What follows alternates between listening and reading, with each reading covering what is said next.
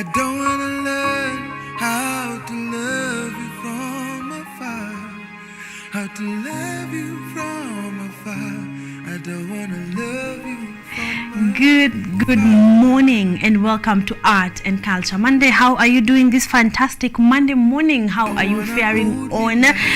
It's not very cold, at least from my observations this morning. It's not very cold. So I hope that you are doing fantastic, that you are home and warm and ready for work and ready for a new week and ready in style to just make sure that this week is doing you great, that you have accomplished great things this entire week. So we are here to make sure that your week has started in style. We are here to make sure that you have started on a high, to just make sure that the rest of the week is just going to be bomb. So karibuni sana to KUTV. The show is Rise Today, Art and Culture Monday. I hope that you are having a good time this morning. If you are not, we are here to make sure that you're having a good time. If you are already, then we are joining your train to just make sure that this morning has started out great.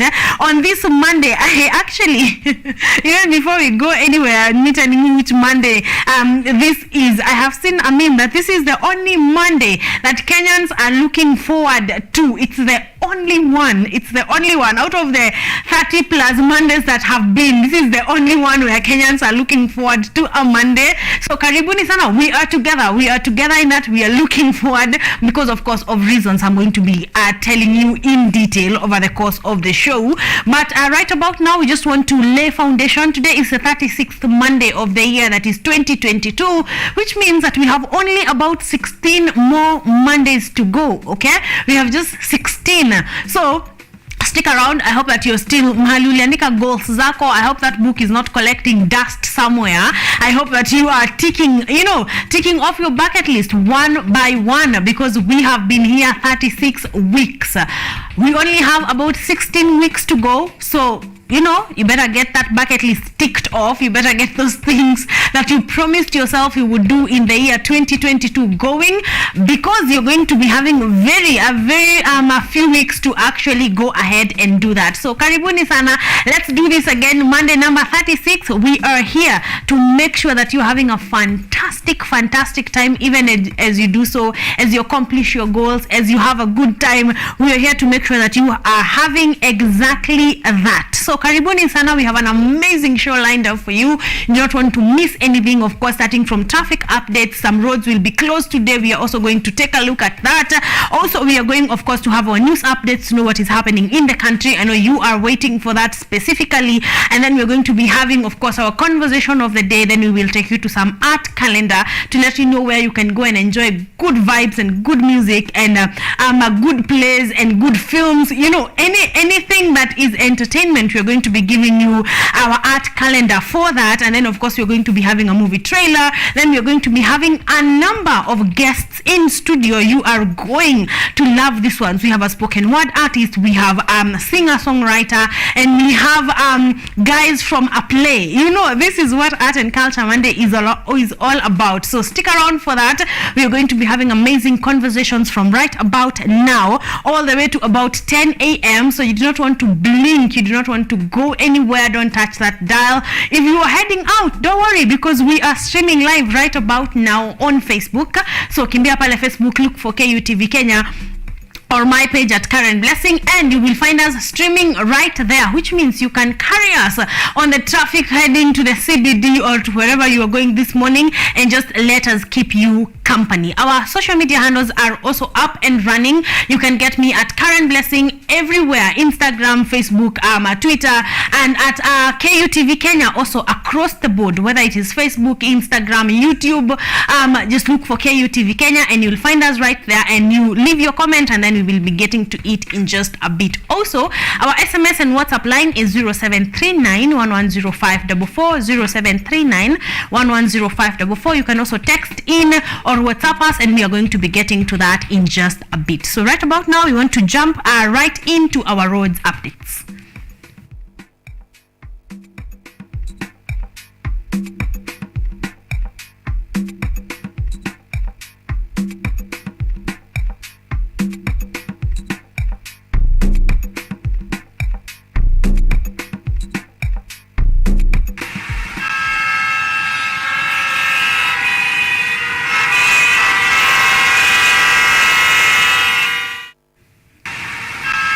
Welcome back, welcome back. You are watching KUTV Kenya with me, Karen Blessing. The show is Art and Culture Monday. I'm courtesy, of course, of Rice Today, and we want to take a look at what is happening on our roads. This morning, Ngong Road kuna jam, Ngong Road kushikana. This is not doing great. So we are going to be, if you're using Ngong Road this morning, it may be taking a while. Someone else is saying, all right, a trailer has stalled in the middle of the road at Chiromo Mog, likely to cause huge traffic, and that was just about 20 minutes ago. So if you're using that road, you may be needing to get an alternative route or be prepared to be taking a while if you're using that specific route this morning. Someone else has said, Thika Road, kama kawaida, we are at Muthaiga chilling. Yes, so Thika, there is traffic starting from Muthaiga. You may also be taking a while this morning. Someone else is saying there has been an extremely bad accident, although this was earlier on around Nyayo House roundabout. I am hoping that has been cleared because that was a few hours ago, so that has been cleared. Mombasa Road this morning. All right, Mombasa Road ni bumper to bumper this morning. We are moving, but pole. We are going to get there anyway. That is Mombasa Road this morning. Again, Thika Road to Muthaiga.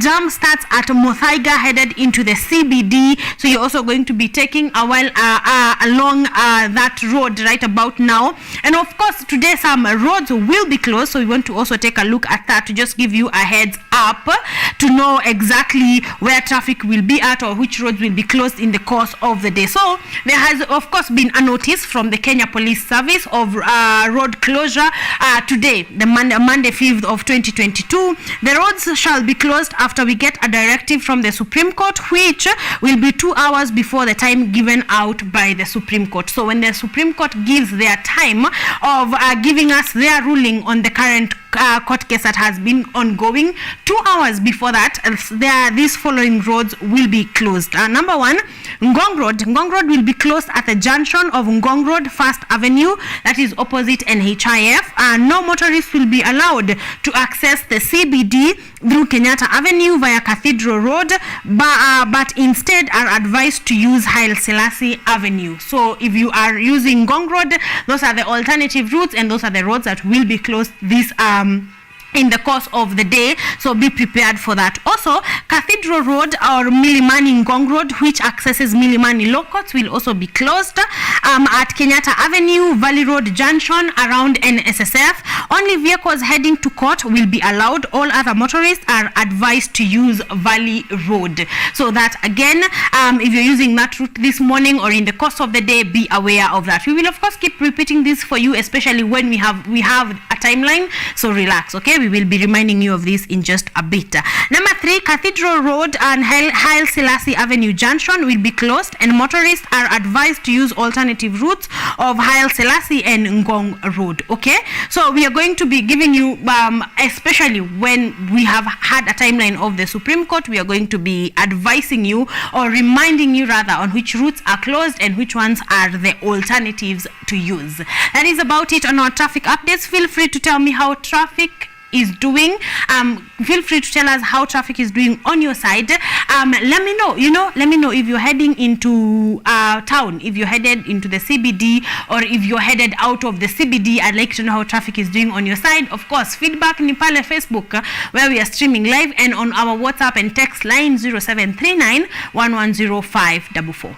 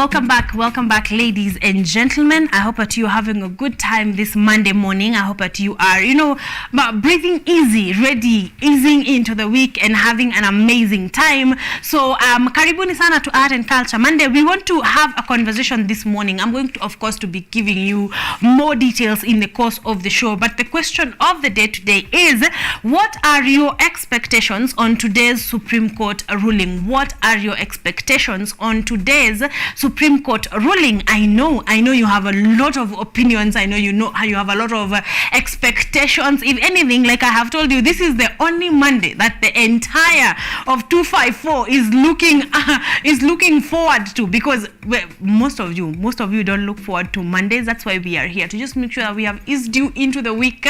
But today everyone is up. Everyone is up and running, waiting for Monday and waiting for what the Supreme Court ruling. So I just want to hear your opinion on what are your expectations, of course, today from the Supreme Court ruling. I'd like to hear from you. I'd like to hear your opinion. I know you're waiting eagerly, and we will have the Supreme Court speak in the course of the day, and we will keep you updated. So, of course, that also means that you keep it KUTV Kenya, because we will be bringing you live what will be happening right there. We will be updating you as it takes place, as the ruling takes place. We are going to be updating you on each and every step. But we are on Art and Culture Monday, so we are obligated to ask what cultures have been the culture that has been with the previous elections. Have we had a Supreme Court another time in this position? Yes, we have. What happened? What was their ruling? That is what we will be demystifying right here on Art and Culture Monday, and to see, are we following a culture? Are we following a trend? Matters elections and our elections results, and taking it to Supreme Court. And what are usually the pillars of those cases? Why do we have these cases going to the Supreme Court? So those are the cultures that we are going to be breaking down, or I am going to be breaking down for you right here on Art and Culture Monday, even as I wait for you to tell me what are your expectations in today's Supreme Court ruling. So that is about it. Our lines are open 0739 110544, and on our online platforms at KUTV Kenya and at Karen Blessing. But right about now, we want to take a look at what is happening in the country, because that is also going to be an eye-opener. That is also going to be giving you more information on what to actually expect in today's ruling. So that will give you more points to text in, or to kufika pale Facebook and tell me how that is happening. And also on the roads, I think it's pretty clear. What you're not using is Cathedral Road and Ngong Road from Junction. The alternative routes are Haile Selassie and Valley Road. All right, so know that in the course of the day that those routes are going to be closed. If you can use an alternative, do so. If you can avoid it entirely, even better.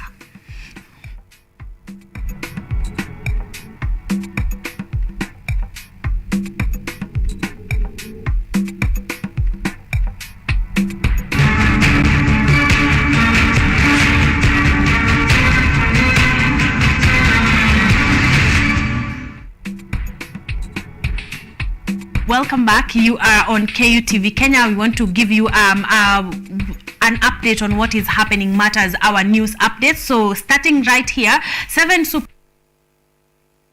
today on the case challenging William Ruto's win, and Kenyans wait to know whether they will go back to the ballot or Ruto's victory will be sustained. Take a look. The Supreme Court judges are expected to release a verdict on presidential election petition on Monday, 5th of September, after 2 days of preparing the judgment, after the hearing of the petition was adjourned by Chief Justice Martha Koome on Friday, 2nd of September. Questions. The petition was filed by Azimio presidential candidate Raila Odinga and his running mate Martha Karua, after the Independent Electoral and Boundaries Commission chairman Wafula Chebukati declared William Ruto as president-elect. Odinga, through his legal team of lawyers, want the court to quash Ruto's win by nullifying the election and order a rerun, claiming the process was full of rigging, accusing Chebukati of coordinating the rigging scheme in favor of Ruto. Odinga also wants the court not to allow Chebukati to conduct the repeat election, as there is lack of trust amongst the IEBC commissioners, saying the chairman ran the commission as a one-man show. If the court will annul the election and order for a rerun, then the IEBC will have 60 days to conduct a repeat of presidential election, even though confusion arises in case of, if the IEBC is dissolved, who will conduct the repeat election. The Constitution requires that if the electoral body is dissolved, then the National Assembly will have to sit and plan for formation of a new body to conduct the election. In a case like this, President Uhuru Kenyatta will continue serving until the new body conducts a repeat of the election. As per now, police officers have been deployed in different areas in the country ahead of tomorrow's verdict. Patrick Odwor, KUTV.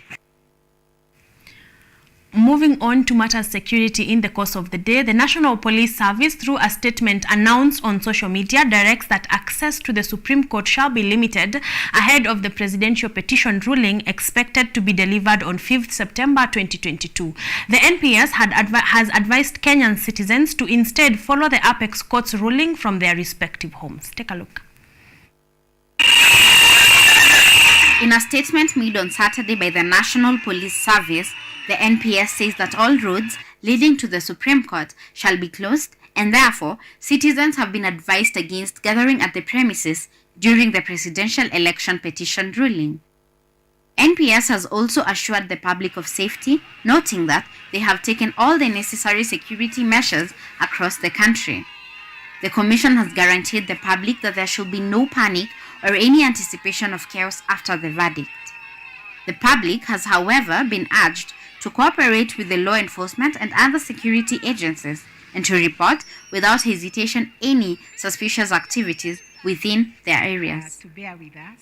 The Supreme Court concluded hearings on the petition challenging President-elect William Ruto's victory on September 2nd. The verdict is expected to be delivered on Monday, September 5th, by the 7-judge bench led by Chief Justice Martha Koome.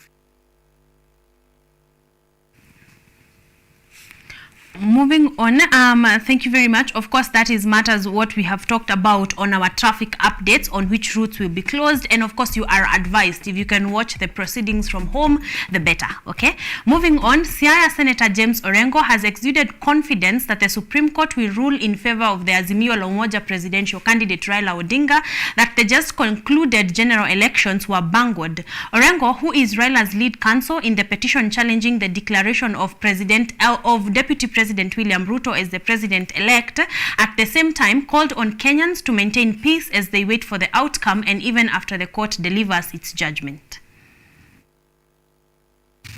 Tuna furaha tele kwa sababu ya amani.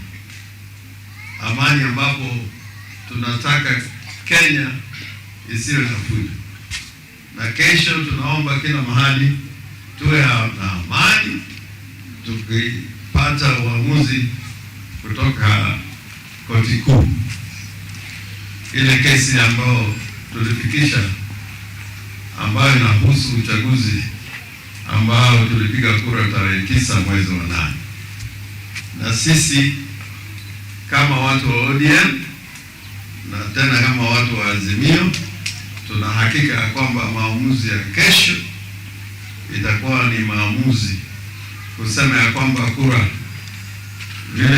vilihesabiwa kule Nairobi haikuwa ya ukweli. Early yesterday morning, the President-elect William Ruto attended Thanksgiving service church organized by Nakuru Governor-elect Susan Kihika.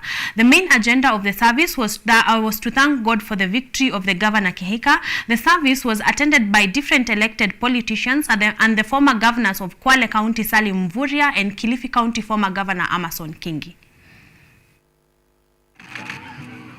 The President-elect Dr. William Samoei Ruto attended a Thanksgiving service at Njoro, Nakuru County on Sunday morning. In his speech, Ruto asked all Kenyans to respect the rule of law regardless of their positions in the society. He further said that he will respect the decision that will be given by the Supreme Court tomorrow.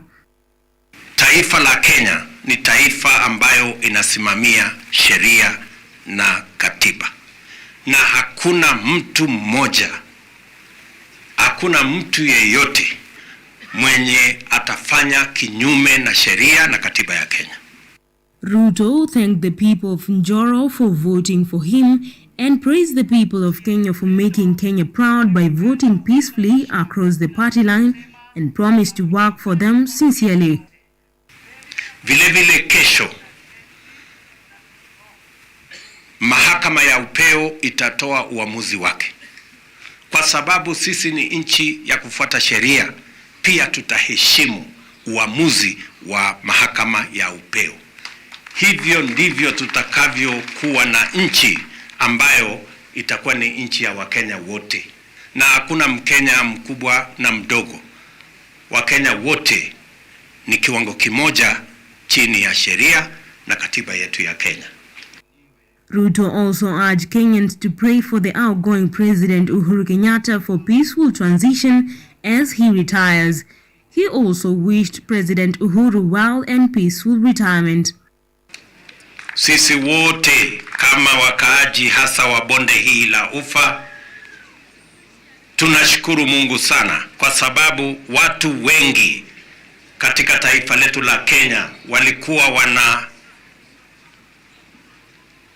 kujua ni nini itafanyika katika bonde hii la Ufa kwa sababu manabii wa uongo walikuwa wengi.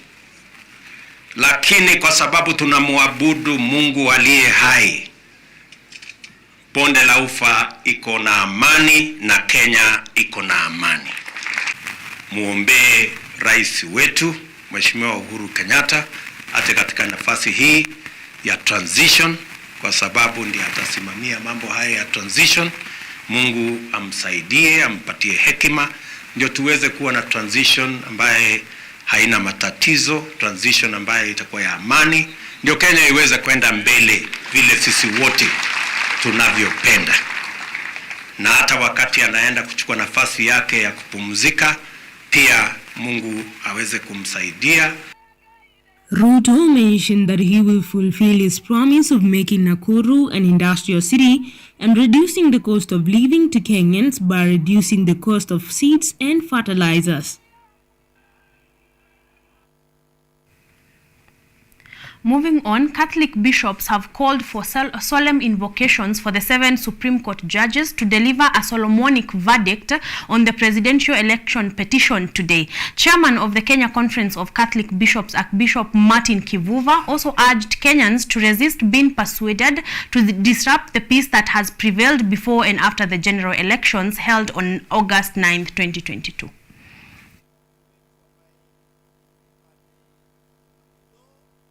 Whatever will come up will be our decision. We want to pray that be our way. We want to pray that be our spirit. It is painful, I know. I've been speaking to some people yesterday and some other place. They say, let's have a party. They say, no, let's wait until baada Jumatatu. Baada Jumatatu tuweze kicheko cha kweli. Baada Jumatatu to embrace our country together. Baada Jumatatu tuitike kwamba sisi ni jamaa moja, sisi ni ndugu wa moja. Moving on, former Embu County Senator Lenny Kiraitu has defended Devolution Empowerment Party led by Kiraitu Murungi on joining Kenya Kwanza coalition. While addressing the press at his home, Kivuti said that the decision was due to the interest of Embu people who majority voted for Ruto as their president. The Devolution Empowerment Party joined Kenya Kwanza on the 2nd September of 2022. Devolution Empowerment Party, DEP, led by former Meru County Governor Kiraitu Murungi, on 2nd September 2022, announced that they will be joining the Kenya Kwanza coalition. The party was received by the president-elect and the Kenya Kwanza leader William Ruto in his current office, Nairobi County. Lenny Kivuti, who was vying for the Embu governor seat under DEP, has defended Kiraitu, saying that majority of his people voted for Ruto as president. The majority of our people, they actually elected His Excellency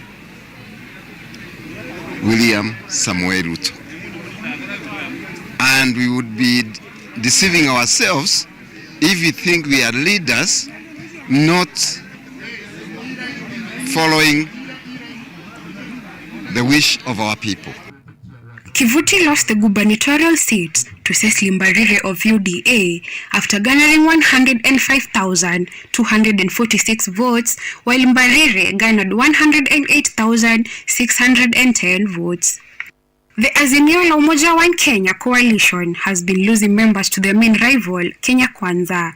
Recently, the UDM party leader in the Mandera Senator-elect Ali Roba and former Makueni Governor Kivutha Kibwana announced to have joined Kenya Kwanza coalition. Last week, Ugenya MP David Ochieng of the Movement for Growth and Development Party MGD also joined Ruto's coalition. In June 2022, the Supreme Court blocked the Untitled Chapter party, led by former Machakos County Governor Alfred Mutua, together with Pamoja African Alliance, led by former Kilifi Governor Amason Kingi, from abandoning the Azimio coalition.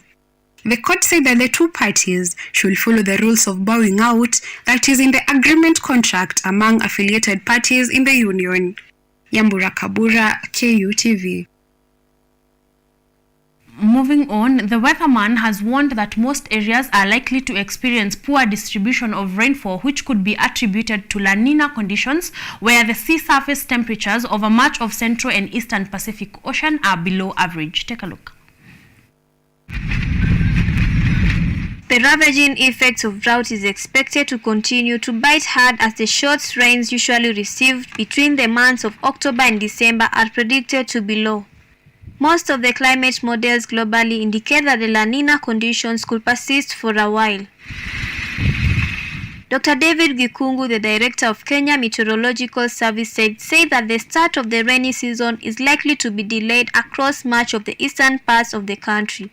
He noted that the season will also bring warmer than average temperatures in the same region. There will be a delay in the start of the rains. About the reason for the change, I think you have heard us talk about many times now what we refer to as mabadiliko tabianchi or climate change. Counties that are likely to receive below average rainfall include Baringo, Uasin Gishu, Elgeyo Marakwet, West Pokot, Busia, Laikipia, Nakuru, Nandi, Kakamega, Vihiga, Trans Nzoia, Bungoma, Turkana, Nyandarua, and Nyeri. Definitely that will kind of trigger other things like the prices, the food prices and all that. But there are contingency measures in the agriculture sector and with the government that should take care of that. The rains are expected this month to the 4th week of December, which will be poorly distributed. The country is already experiencing drought conditions, with arid and semi-arid counties greatly affected due to inadequate rainfall over the last 4 seasons, and this will be consecutive failed rainfall season where millions of people are already feeling the pinch of drought. Christine Mwando, KUTV.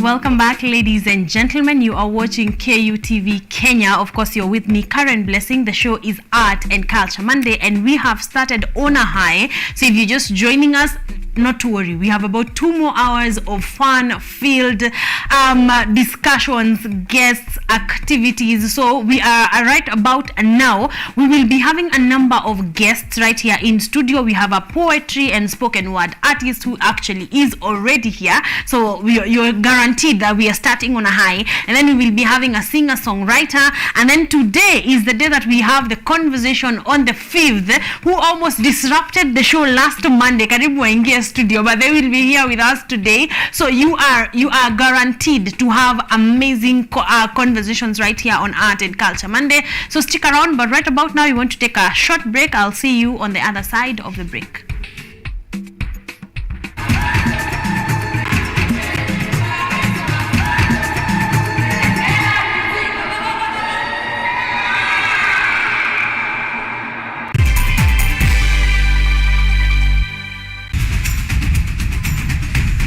Bila shaka, Mbiu ya mgambo ikilia, kuna jambo. Na sasa katika QTV Rise Today, makala ya TBT. Tunaongeza kuni, tunawasha moto. Tunaingia barabarani kuangalia hali ilivyo. Takwimu za korona na kupa habari zinazojiri na zinazokuhusu na kujuza na kukumbusha yaliyotendeka siku kama hii ndani ya historia. Kisha na kuletea wageni na wataalam, tudadavui, tufahamu na tuchukue nafasi yetu kama vijana katika uongozi, uchumi na masuala ya kisiasa nchini. Na joto likizidi, tunaingia uwanjani, tunachambua spoti ya Kenya. Ni kila Alhamisi saa 1 hadi saa 4 asubuhi, nami Vincent Maina almaarufu Ojwang mtoto wa Mariam, ndani ya QTV, a new experience.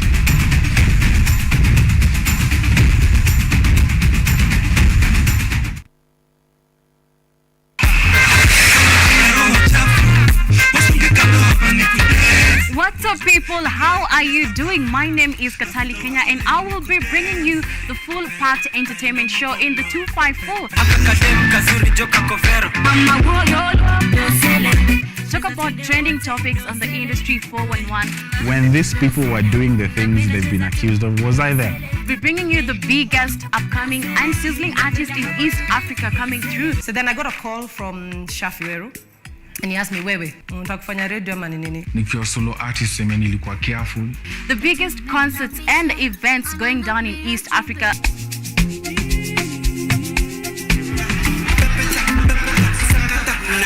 As well as articulating youth issues that matter. There's a lot of stress and strain that is associated with early parenthood. This is the full packed entertainment show that you cannot afford to miss every Monday from 8 p.m. This is the Scrunch Show, and see you there.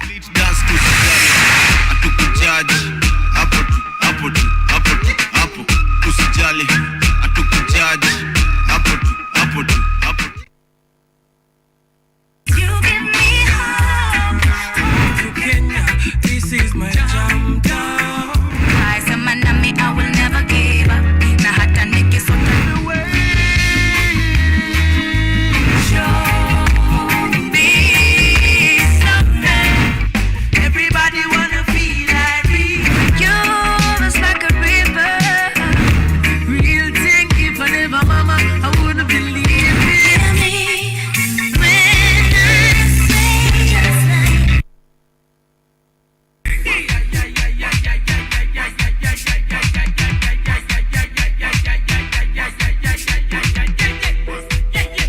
What is this magic? I need that magic. Somebody call 911.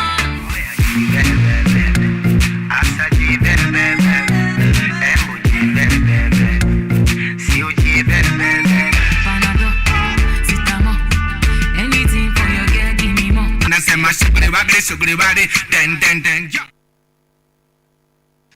Today is a great day, as R.O., a retired footballer, comes bearing gifts.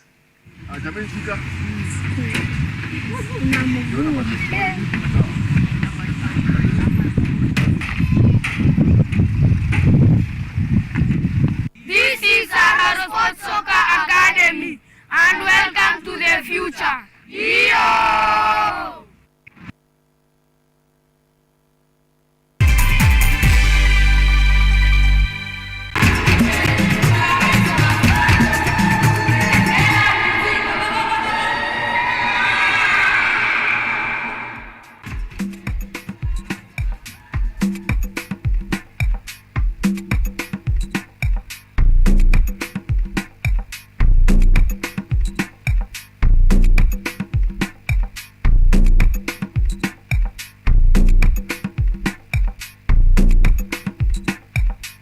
Welcome back, ladies and gentlemen. We are about 1 minute to 8 a.m., which means our first hour is gone.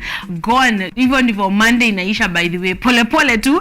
So we are having a conversation where you're telling me what your expectations are of today's Supreme Court ruling. That is the conversation that we are having this morning. And just to set base, even before we start this discussion, of course, Kenya's Supreme Court will decide today whether to uphold or nullify the results of last month's presidential election, a ruling anxiously awaited in the country, scared by previous bouts of poll-elected violence. Of course, this is why we are all waiting, because this will determine how we move forward.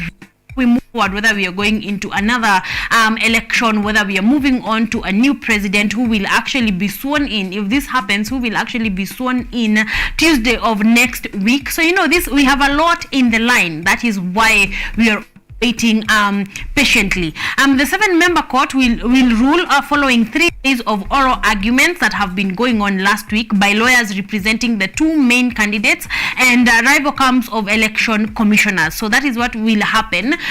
Just setting foundation to let you know where this conversation is coming from. And I know you've been following those proceedings, so I know you are up to date with what has been happening. So, opposition leader Raila Odinga, making his 5th presidential bid, says his deputy president William Ruto's narrow win was a product of massive fraud. 4 out of 7 election commissioners disowned the result announced by the commission chairman, saying the tallying had been opaque. All right, so that is what is basically happening. That Raila Odinga is saying that Ruto's narrow win was not from an honest result.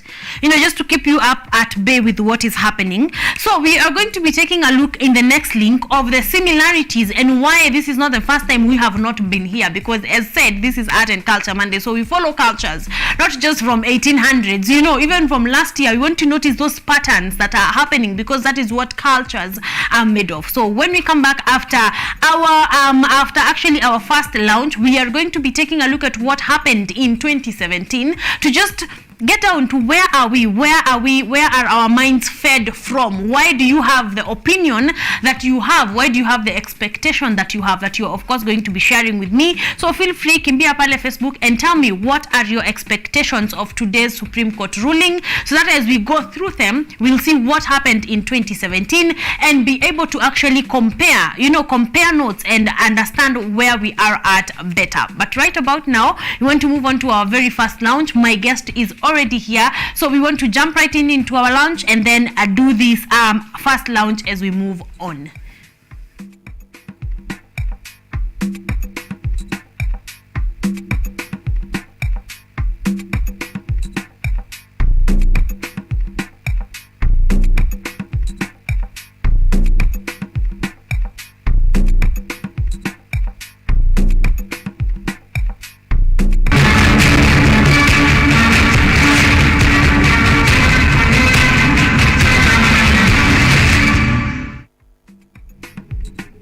Welcome back, ladies and gentlemen. As promised, we are faithful in our promises. My very first guest is here. I want to give him a chance to introduce himself. Good morning, Manu. How are you doing?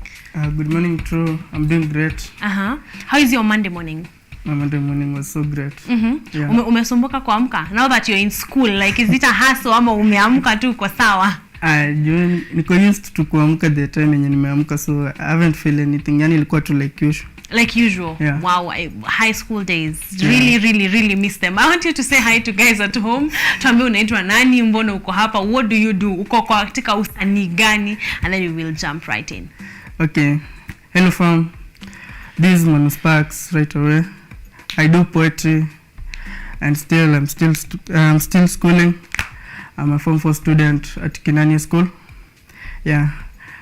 And today I'm on your TV live. Wow, karibu sana. Thank you so much for joining us today. One, bado mko shule, ndio? Yeah, tuko shule. Oh yeah, because with this whole new curriculum, I do not understand where we are at. So your fellow classmates, schoolmates are still in school. Yeah, wow, so this is an awesome opportunity. Manu Sparks, niambie kwanza Manu Sparks ilitoka wapi? Let's start from there. Okay. First I'll start with my real names. Jina langu real ni Emmanuel Chalo. But sasa kuna vile hizo nikikaa sasa kuna vile nilievolve alafu nikapata nikafikiria how about my name ya usanii. So nikakuja nikafikiria nikaona I'll use Manu Sparks. Manu being the short form of Emmanuel, then Sparks, because my aim is to ignite the poetry world and if I'll ever shift to another genre of music, then I'll ignite it. So the ignition, I referred it to Sparks. To Sparks. Yeah. Exactly. And it's also catchy, so I like it. I like it like that. So I want to know, when did you start writing poems? Back in, I think I'll say 2020. I started by writing some traps and hip hop songs. So nilikuwa tunakaa nikiandika, so the time nilienda studio, like nikajaribu kufanya, nikaona at some point the message is not getting to people.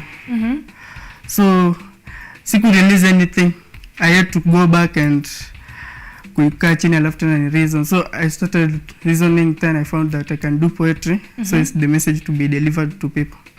And that's how I found myself into poetry. So you felt like the trap songs that you were writing were not hitting the spot like you wanted, like getting to the message to the people like you wanted. And poetry is doing that. So what was the inspiration? Like what did poetry do that the trap music was not doing? I found it like, I'll use an example of mama. Mama poetry. Even ukisikiza hiyo mama kuna vile hiyo ilikuwa nimeandika ka trap, so ilibidi tena nimechange. So sasa ukisikiza kuna vile utapata in some point I can poetry, in some point let's say just a piece. The dedication piece. So well, sasa hiyo ilikuwa starting point, so I had to go like kupea mtu nasikiza ma hip hop kwa zile za most of the people are assuming. But the time nilienda kusikizisha mtu kama ikuwa ka poetry. So like ulikuwa unapata mtu ana relate. Anakuwa keen on it. Wow, I like that. Before we get to the first performance, I want you to take me through your creative process. Let's start kwanza. How many pieces of poems do you have right now? Right now, I have 2 which are released. Then there's another one which bado hajareleasewa bado. But you have it like it's complete. It's not yet complete, but hujamalizia so.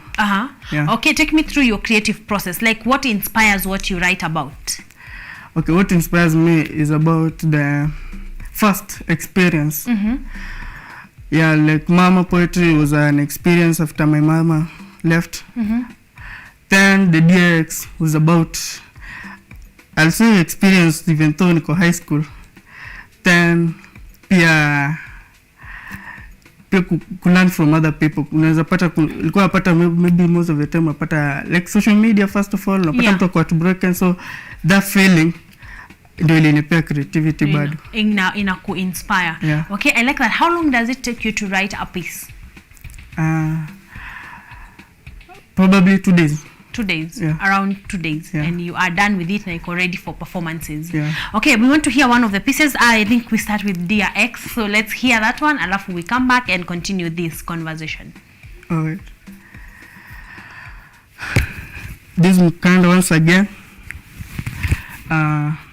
Ushaanza kunita X, even after kukweka with much care than eggs. Inauma. Sijui nikunywa whiskey ama nisikize Ayawani by Nyashinsky kwa zimeshindwa kuvumilia. Mapenzi yetu tuliweka tu frame na tukalock na frame. Kila siku kuwaringia at we the same, kumbe ulikuwa niachie shame. I feel the spark between us ndivyo ulianza, making me feel this flame. Mr. Man, nikajiita Sparks, juu nilijiona hot than them. Can't stop to recall your promises which are now as missed calls. You used to say that you're my king, that without me, you could do nothing. You still say that your happiness was my happiness. But nashindwa, who between us is dead, could still promise that only death could do us part, not go apart.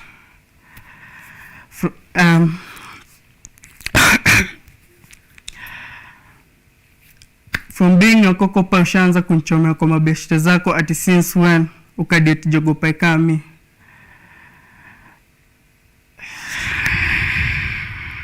Can you pause? From jogopa kami. Nashindwa, why did you accept me sign this treaty with my heart thinking that tutamaliza hii game pamoja? It's been tough situation hadi imebidi ni fall in love na puff daily ndo nipunguze hii pain. Me and addiction tumekuwa best friends till nakosa ambitions for real. You can pause from there. Yeah, it's been getting emotional. It's been tough kukubali hii situation hadi imebidi ni fall in love na puff daily ndo nipunguze hii pain. Me and addiction tumekuwa best friends till nakosa ambitions for real. Inauma sana kuona that your new catch I'll take over territory yangu ya mapenzi kwako. Maybe it's handsome than I. Ama mejaza mifuko sana kuniliko but sielewi why. Cause with me, ulisema that what I had was more than what all other men owned. Umekuwa ukinidis kiumbali but the truth ni bado mi ukumiss kiundani. But since hizi miss moments haziwezi nifanya ni win wa kisses back, itabidi nizoe to make hisses and wishes hoping for a better one.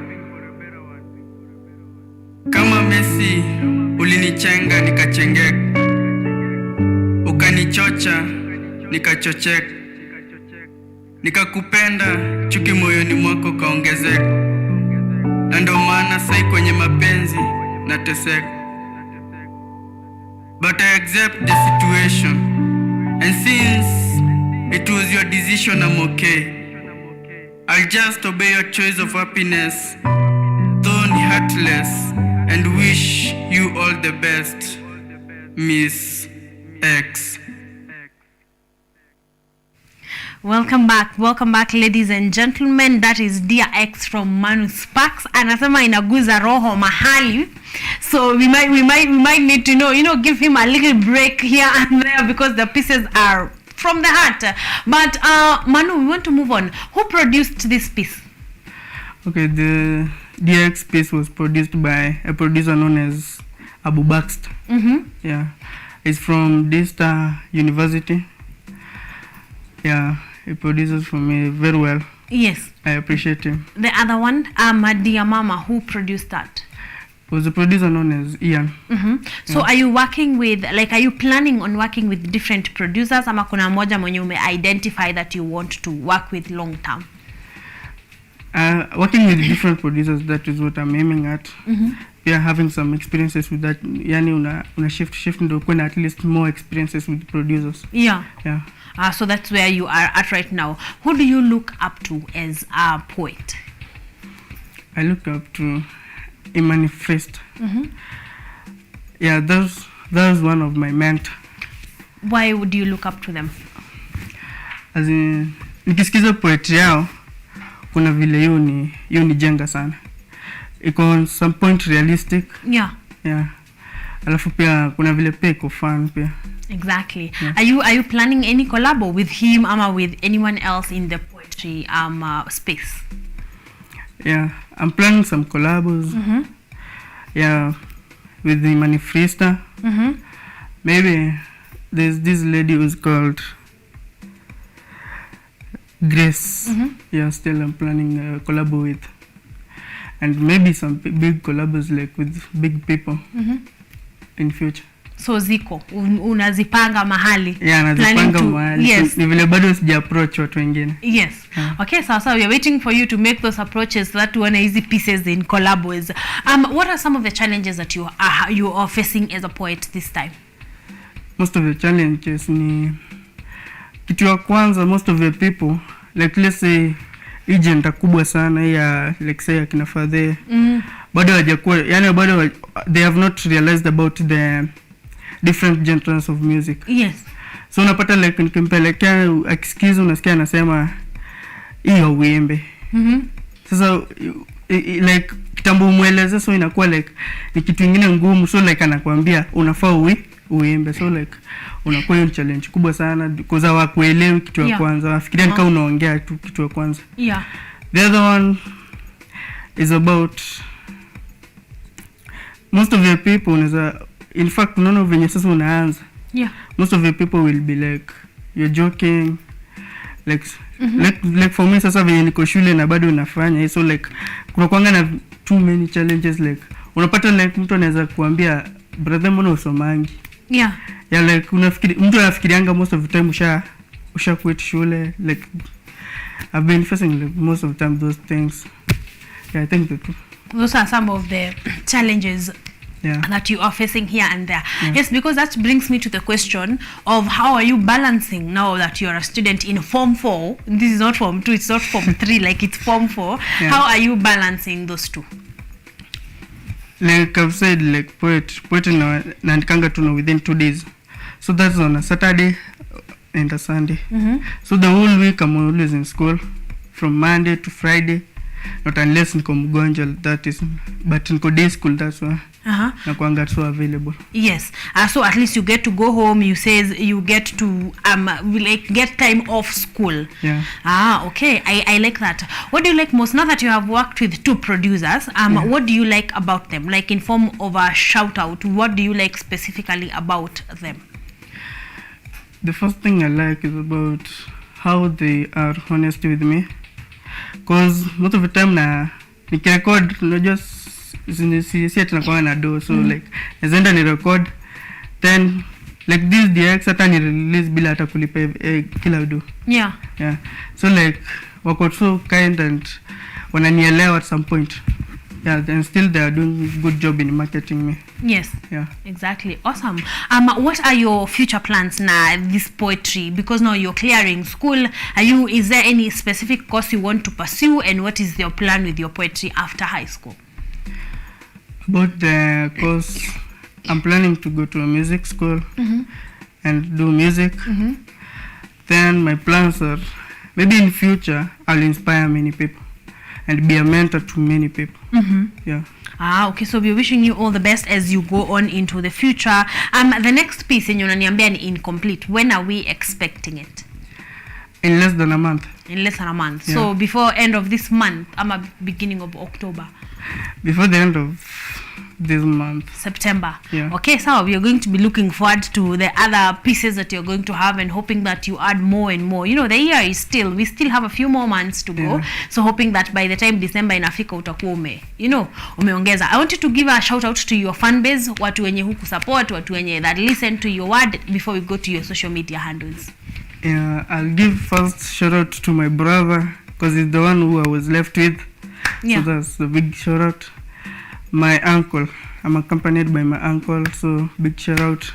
Then my other uncle Steve, shout out. And then all my friends and my producers and my directors, I appreciate you. Yes. Amazing. I like that. Give us your social media handles where guys can get your poetry from. When wapi wanaweza download or like, subscribe, social media handles.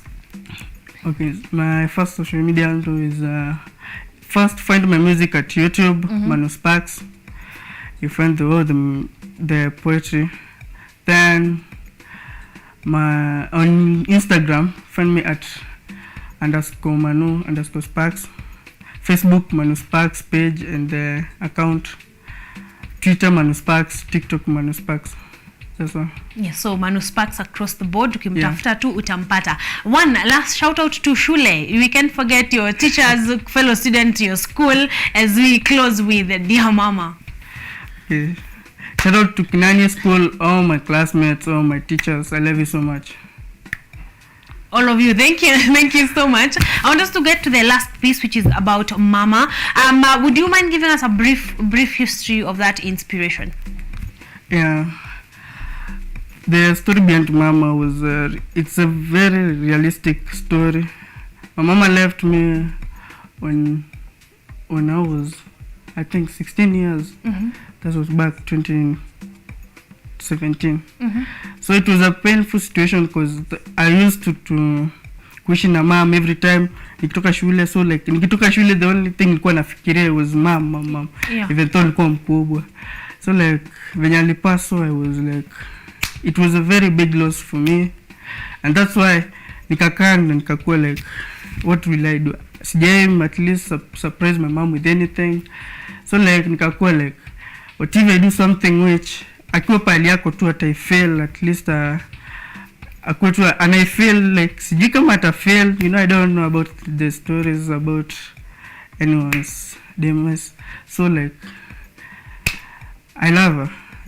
Yes. But this was your way of showing love. Yeah, it was a way of showing love. Yes. Then to inspire the parents, it was like at least wazazi wakuwe tu na ile upendo kwa watoto. Like for me venye tu nakuanga at least hata kama saizi bado na feel tu bado nampenda, so like mzazi alie mtoto wake fiti, at least mtoto at least akuwe kuna vile atakuwa tu kukumbuka mama yake in any way, au hata baba even though ni ya mama, lakini pia baba at least anaweza translate it and do it the same to the kids.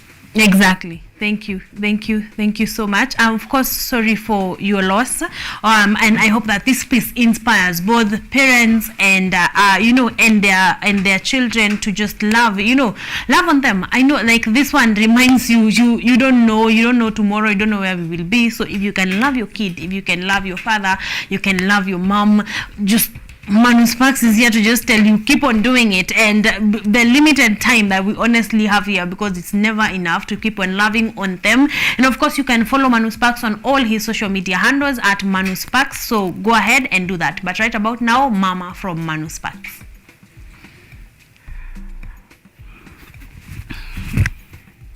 Kama uchungu wa mwana ujuani mzazi, basi uchungu wako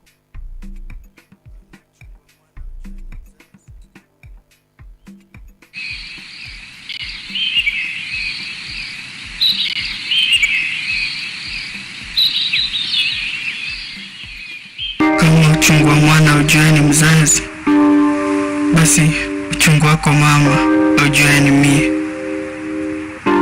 It's so painful nikikumbuka ati life yako ilifika tamati. It's so sorrowful mabeshte zangu wakiongelelea mama zao ila aliwe school. A time miulia sana nikirealize sitaikuona tena maishani. Nimekuwa nikishika tama, nikishangaa ni aje uliondoka duniani bila hata kwa heri. But all I hope nikuwa sajaa alikuwa kapali pema peponi. Nakumbuka ulipenda sana kuona ni succeed maishani. Ukupenda kuona ukiwa nyumbani wakati mwingine uko shuleni. Ulinifunza kuna ugali na chai wakati tulikosa pesa za kaimati. Ulinifunza niishi kutenda mema hata kama sitafurahisha umati. Pia uniishi kuniambia kidogo nitakachopata nisisahau na walio chini. Ulinifunza mengi, angalau ungepata nafasi ya kurudisha shukrani. It's been long, na miss sauti yako kiniita. It's been tough for me, nikikuita but sisikii ukiitikia. Nimeishi kuwa na maswali mengi, but yamebakia kuwa ya balaa. Kuondoka kwako kuliniacha na machungu, enyewe nilibaki naumia. Most of the time udondokwa na machozi nikikumbuka maneno yako. Maneno yako yalikuwa matamu na yenye motisha. Imekuwa ngumu kusahau zile moments tulishinda kuspend pamoja. Nami sana zile time ukinipea story wakati nimeboeka.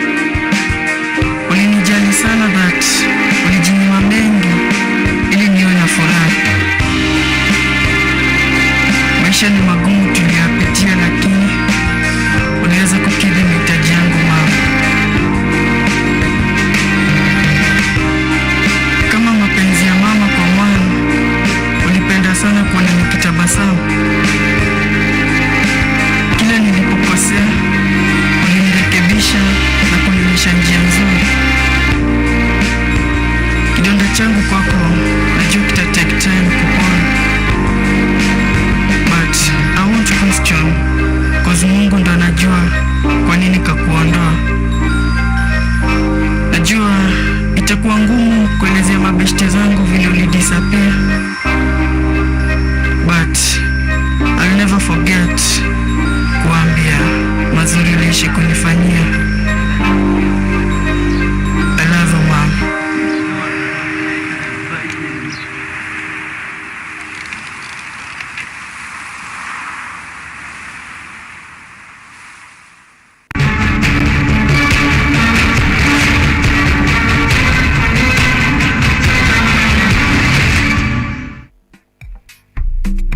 Welcome back, ladies and gentlemen. You are on KUTV Kenya. The show is Art and Culture Monday, and you're with me, Karen Blessing. I hope that you're having a fantastic time. Our very first launch was, of course, from Manu Sparks. Loved it. His pieces are amazing.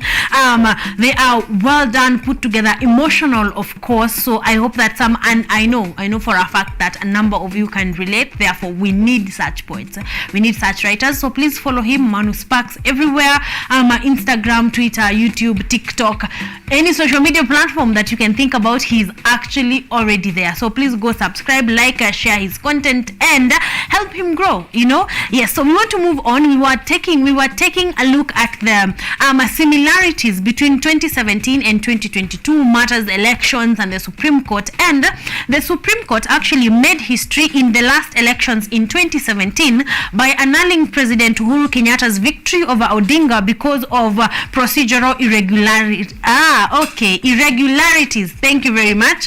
Kenyatta prevailed in the rerun that Odinga actually boycotted. That is what happened matters last year. Remember, we are saying we want to see, is it a culture? Is it something that is coming up? Is it something that is continuing? Is it something that has happened before? Because that is our duty right here on Art and Culture Monday. That is why the question of the day is actually, what are your expectations on today's Supreme Court ruling? What are your expectations of today's Supreme Court ruling? That is the conversation that we are having right here. Gikiri Ed is saying, morning gang, we up. Thank you so much. Looking forward to an action-packed entertainment show, and that is exactly what you're getting. Okay, that is exactly what you're getting. Hashtag Art and Culture Monday. Of course, Monday gang are up and are running.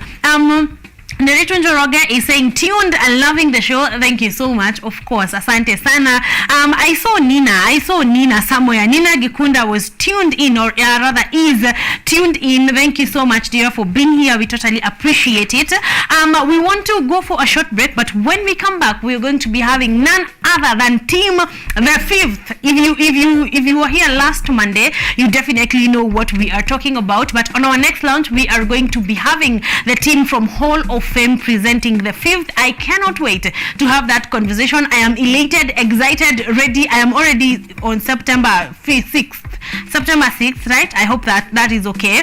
But I am already excited for them. But right about now, we want to take a short break, and then when we come back, we are going to be coming back with our launch number 2.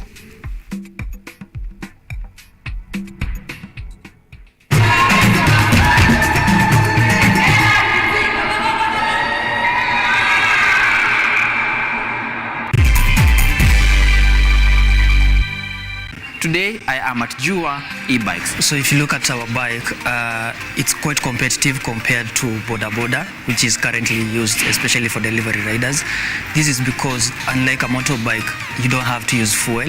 So you basically need to use 12 shillings just to charge the full battery to operate within a day. This is the battery. Every battery has its own key. So you put it in, you unlock. So you get it out, you can take it back in. Okay, you get it out for the purpose, the charging purpose.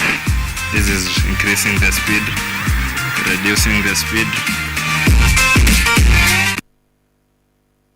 KUTV, in conjunction with Kenyatta University Funeral Home, is now offering death announcements immediately following our news bulletins at 7 p.m. At this sorrowful time, as you share in your grief, allow us to communicate your announcement of your loved one on KUTV in both Kiswahili and English.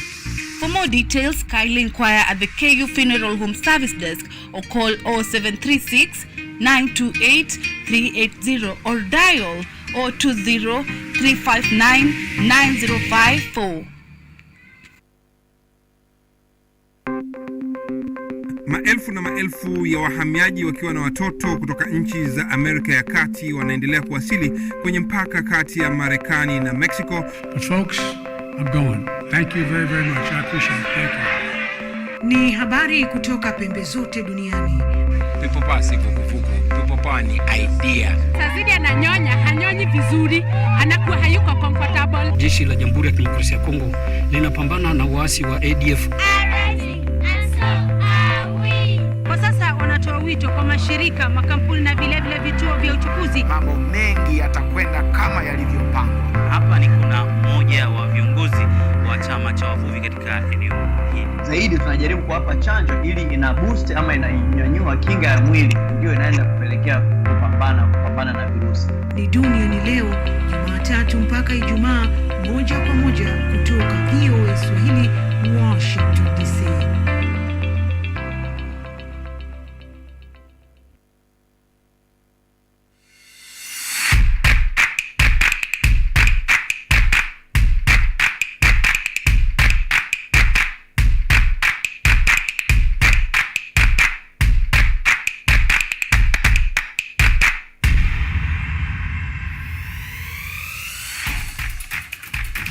Imagine living in a society that embraces social justice and equal opportunities for all.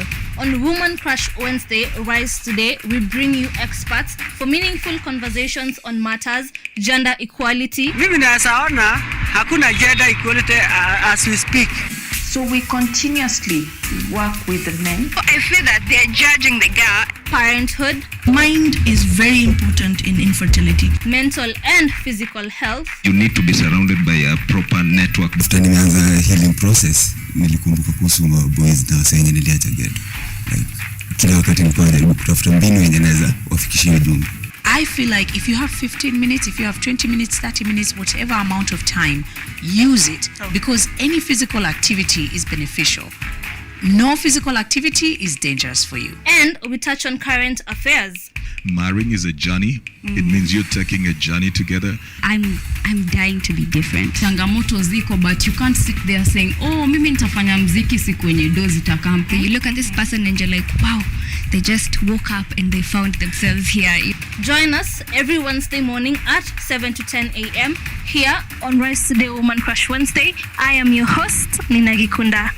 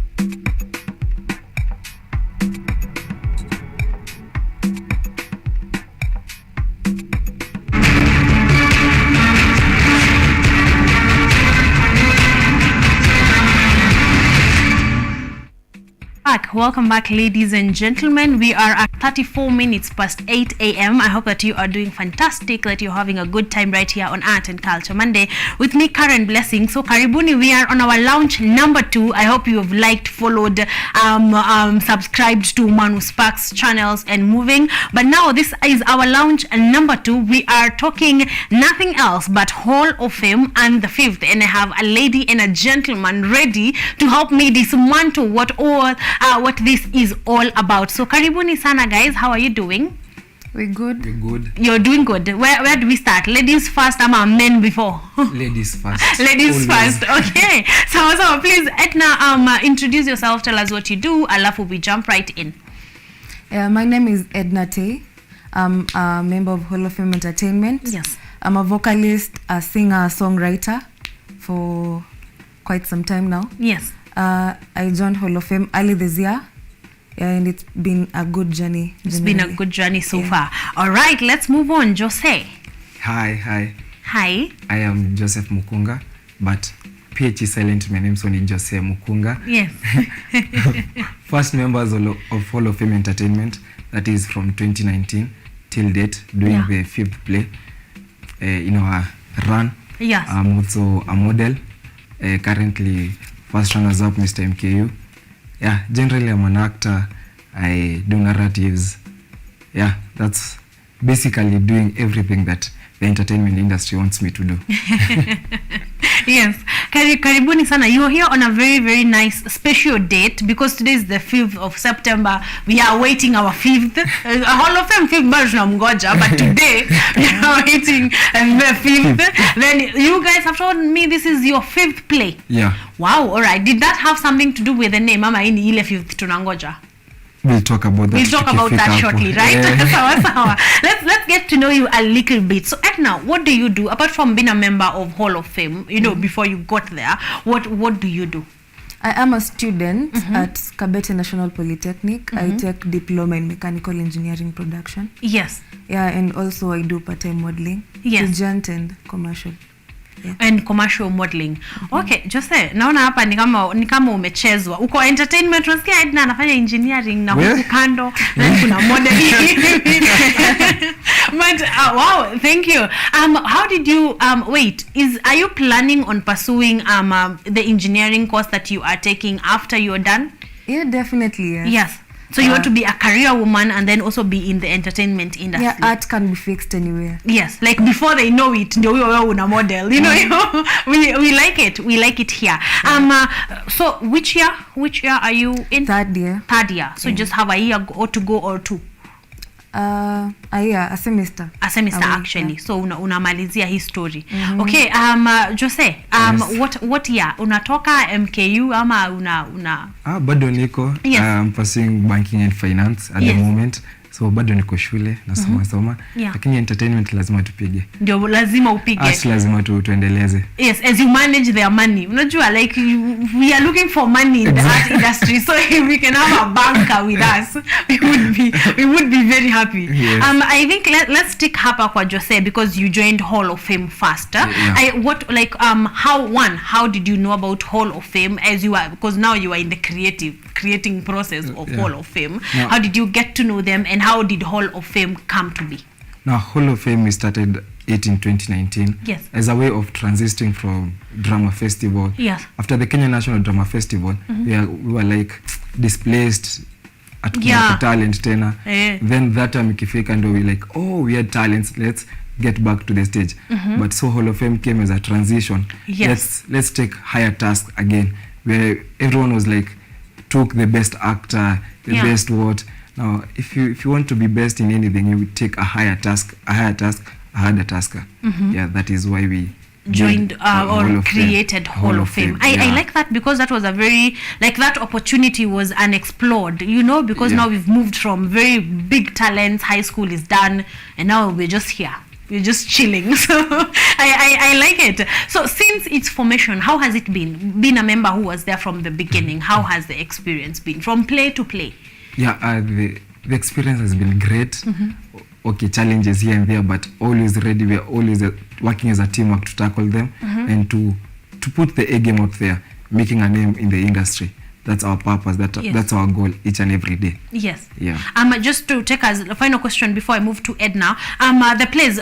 Take me through the plays that Hall of Fame has had. Oh, the first play was called Brayo. Yes. Performed at Michael Joseph Center. And it was all about infidelity. Yeah, the famous Brayo. Yes, Brayo, definitely. The second play done at Michael Joseph Center was The Secret Code. Yes. The Secret Code was generally talking about sponios. How people who are well off in the society take advantage of our ladies, and also make the young men feel inferior in the society. Yeah. And then the third play was One Big Family. One Big Family, it was a play. It was a big one. It was a big one because we were tackling the question of the queer people in the community. Yes. How some people feel neglected in the society. Yeah, and then the fourth play was Baby Shower at Kenya National Theatre. After now we have the fifth play by Hall of Fame, the fifth. Yes. Yeah. Amazing. Then now we are at the fifth, which is also another big one, because now that if you go big, you keep going big. There's there's no coming back from there. Edna, I am very pleased to have you, because I have had actors, one from Hall of Fame, and other actors, of course, but I've never had an actor or actress who is a vocalist, like that is the job they do. So I want to know how you came to find about Hall of Fame. I came to find about Hall of Fame from the director himself, Mr. Yes. Martin Odongo.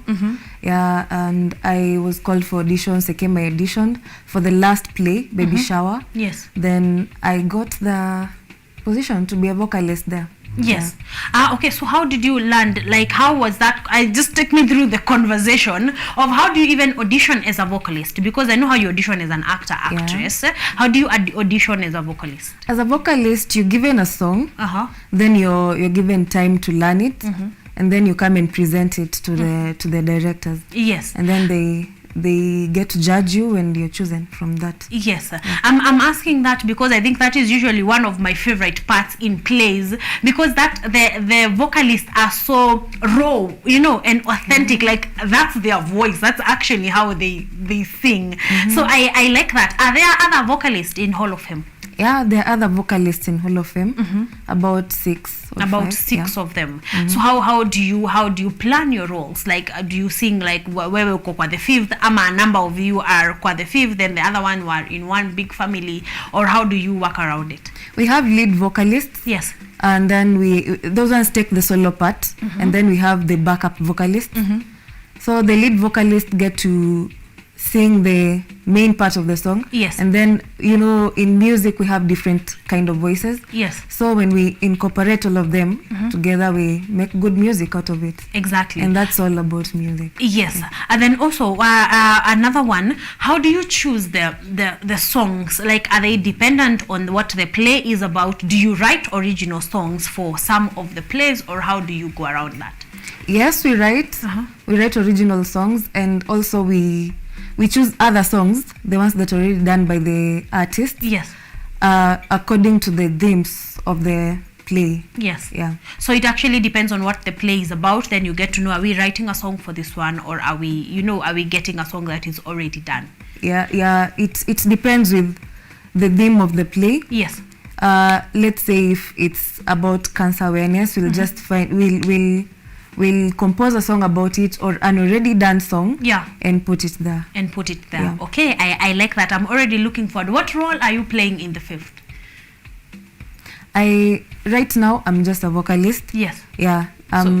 Singing quite a number of songs in the fifth. Exactly. Okay, so we are looking forward to that. Let's get to the heart of this conversation. Jose, I am so like, I feel, wait, let me get to that a bit later.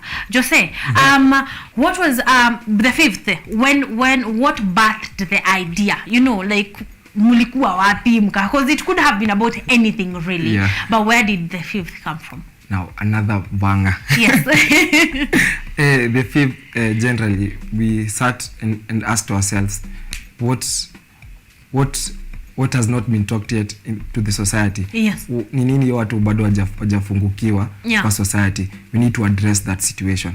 The fifth is not about the fifth. The fifth is all about cancer awareness. Yes. This is the Cancer Awareness Month, specifically leukemia. Yes. Now we want to address that issue. Yes. Because the cancer patients are kind of neglected. Yes. Sometimes they do not have the platform to air out their sentiments. Exactly. Now it's us as the industry to be the mirror of the society. We want to address the cancer patients. Yes. And also cyber attacks. Yes. Cyber attacks imekuwa kitu kubwa kwa all along kutoka tujue technology nini but every time we just air sentiments on online platforms but not really putting them on stage and actualizing them. We want to talk about that. Yes. Yeah. So incorporating about cancer awareness also, cyber attacks together. Yeah. So where did the name the title rather, the fifth come from? Okay, now the fifth, it's our fifth play. Yes. Let's start from there. Yes. It's our fifth play. Yes. So ilitujenga sana tuandike the fifth. Yes. And also we have let me just do the icebreaker. Yes. A little bit of the icebreaker. All right. Okay. Yeah. We have created something. Yeah. I won't say stay kuambia watu ndio wakwe na tamaa ya kuja. Yes. We've created something that's going to resemble the fifth. Not the fifth president. Yes. I'm anything about the fifth. Yeah. Yes, but something to resemble the fifth. The fifth. Yeah. Yes, but also the season that you released it at is also, is also getting some attention from there. So anything, it was very well timed. Yeah. We could say, because we are interested now.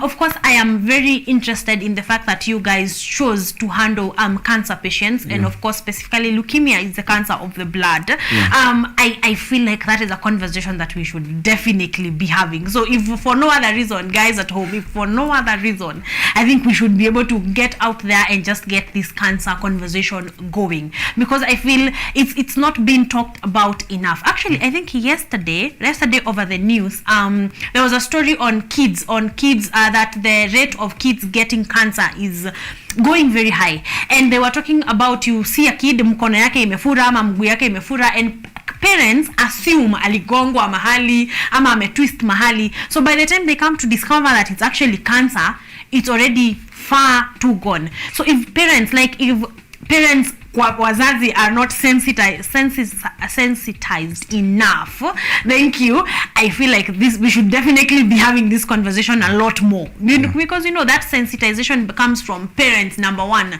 like, you need to know if your kid is okay. So if you can't tell, then we need to have this conversation a bit more. So thank you so much. I think that one we are already willing to come and pay. So let's dive right in. How long is the play? The play is about 2 hours long. Yes, about 2 hours. You just sit there and have a good time. And let me tell you guys, these guys are storytellers. I think that's the blanket word. Like, they tell a story vizuri. You will want to sit there from beginning to end. I have been privileged to come to two. I came to Michael Joseph's one. I don't know if it is Brio or Secret Code. And then I came to One Big Family. So I am already, I can tell you for a fact, you guys need to come on and watch this. They are really, really good at keeping it. So about 2 hours, that's worth your time. So make sure you come and actually watch. I want us to go through, I think, from Edna, let's go from Edna, from the casting. How was casting for the fifth done?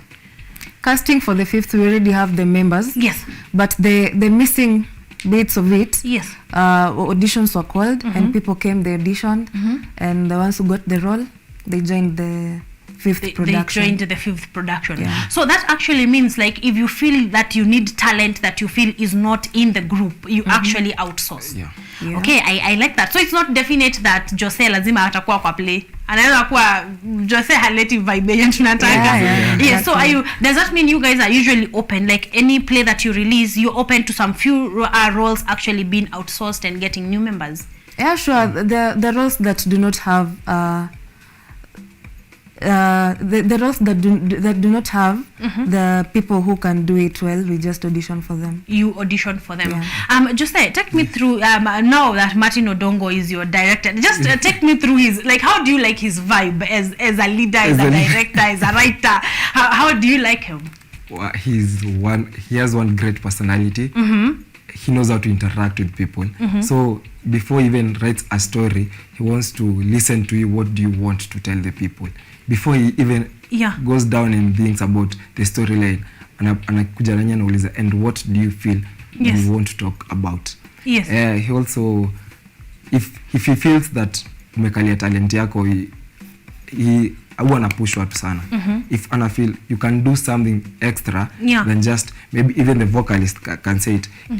If he feels that you're too good, yes, you're a vocalist, but also we need you to grow your talent. Yes. Now let's get into acting. Get into stage, start acting out. Yes. Yeah. So he also gives you opportunities to explore how far you can go as an artist. To the limits, Yes. Okay, I like that. Edna, talk to me about your crew, your cast. chana na crew tutaongea baadaye. Cast, how was the experience, you know, like creating the fifth? How was your experience with the cast? The experience was good, because all of us were involved in making up the story. And you know, we are given opportunities to air out our ideas and everything, then we put them together and create one wonderful production. Yeah, and so far so good, I can say, because the bond that we create as Hall of Fame Entertainment when we are in the rehearsals, it helps us a lot in the chemistry on stage. And that is the key thing to acting. Exactly, you need to have chemistry in there. Jose, now that you have been in a number of Hall of Fame plays, if not all of them, what was unique about your role in the fifth? One, what is your role in the fifth? Let's start from there. My role in the fifth, I'm playing the role Dennis. Dennis is an assistant to the president. Something that I personally, I like taking risks. I don't want to do the same role over and over again, so that someone will just tell me, wewe unaweza kufanya role peke yake. No, I want to be dynamic. So I like going to greater risks, doing something that yenye nilisikia mtu akiniambia siwezi, hiyo nataka kufanya. Hiyo sasa niambia siwezi, hiyo ndio nataka kufanya sasa. So you're taking the role of an assistant to the president. What is different with that role that you have not handled before? It's about the other roles, like the previous play, that is Baby Shower. I was so much of an OT guy. Now this play, I'm quite serious. The other plays I've been doing comedy, ingine nafanya One Big Family, I did the gay guy. Baby Shower, the OD guy. Now this play, I'm quite serious.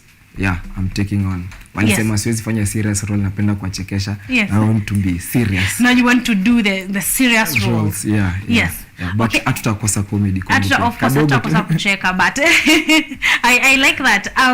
Edna, as a vocalist, you've told me there is a number of songs in the play.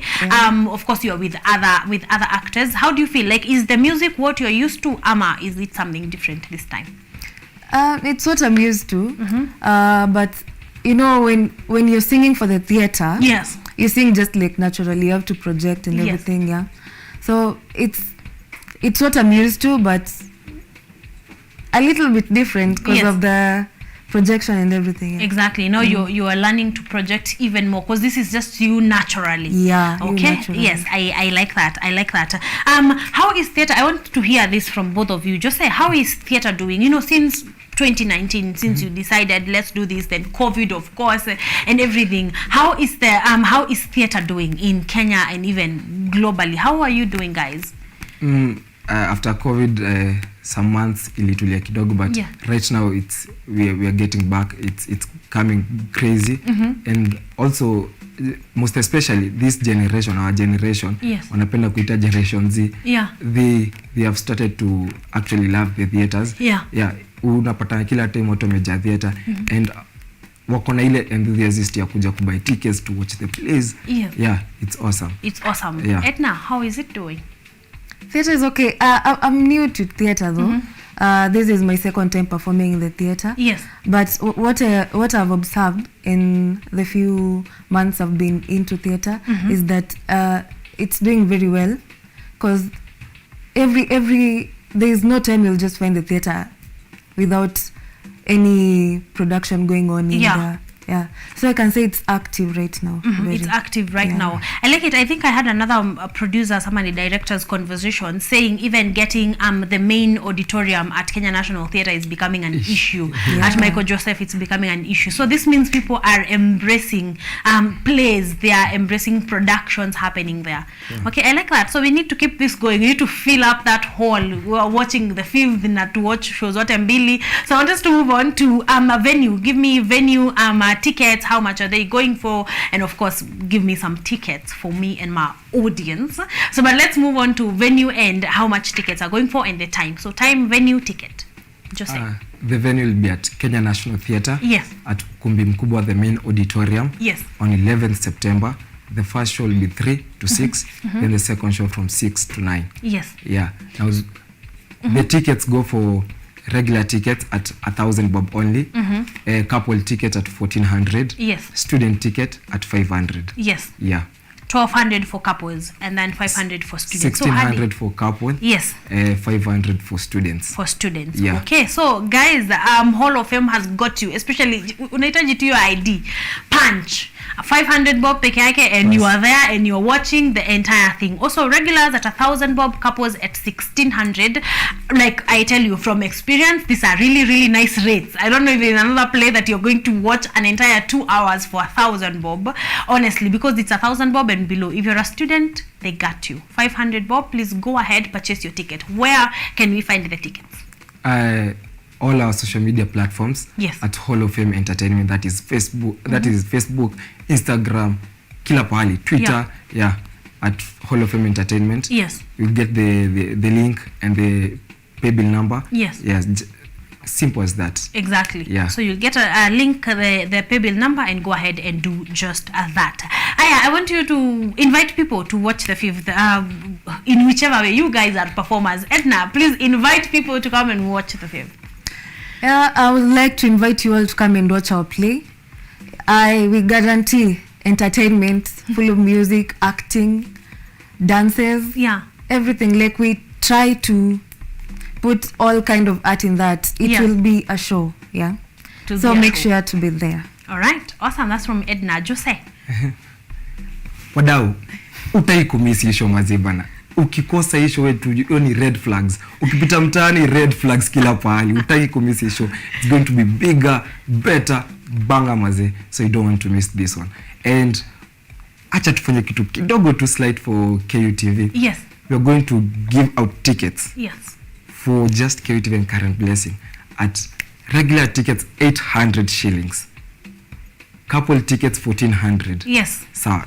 Okay. Do it. Yeah. What is the timeline? Kutoka saa hadi jioni. Kutoka saa hadi jioni. That is jioni ni 5. Yeah. So jioni si midnight. Supreme Court judges walisema jioni ya Monday ni midnight. Amwalilia. So at 12 midnight. Sawa. Yeah. Okay. Sawa. So you get your tickets at a reduced rate at 800 bob for regular tickets and 1,400 bob. So you have tickets. 200 bob off. Okay. So if you can get your ticket between now and midnight, you're going to get them at a for KUTV peke yake only. All right, at 800 bob and 1,400 bob for couple tickets. So please go ahead and do that. Purchase your ticket. Unajua uzuri ni hata kama uko Bungoma, you can say wewe ni wetu na bado upatiwe your ticket at that amount. All right. So please go ahead and do just that. I want us to watch the trailer for the 5th before, and then Hall of Fame Entertainment also came with entertainers like you know hawezi tembea hivi peke yao. So you want to watch the trailer and then we will have a performance from Hall of Fame just to have a feel of what you are paying for, have a feel of the ticket that you are expecting to pay, have a feel of what you want. There is some feedback here that I don't want you guys to go before we do that. Victor Junior Lucici anasema talk about talents with brains, of course. Kate anasema wow, I can't wait to see Jose. Ndio huyo Jose, umeonekana? Wewe ndio huyo hapo. Martin Steven Odongo, of course, super director, anasema Little Cab promo code the 5th play with 250 bob off. Actually, yes, so you can also partner with Little Cab. Na ukiwaambia ni kuhusu the 5th, we will have 250 bob off. Okay? Yes, also Victor Junior anasema pia Jose, these guys had fans all the way from these guys have fans all the way from 2019. Thank you so much. So ladies and gentlemen, we want to watch the trailer for the 5th from Hall of Fame Entertainment, and then we come back. They have another performance. They have an amazing performance prepared for us, so we are going to be having that. Also, the link to that specific trailer is on Facebook. So pia pale KUTV Kenya pia, you will get the link right there, and you can watch it over and over again. But right about now, the trailer for the 5th.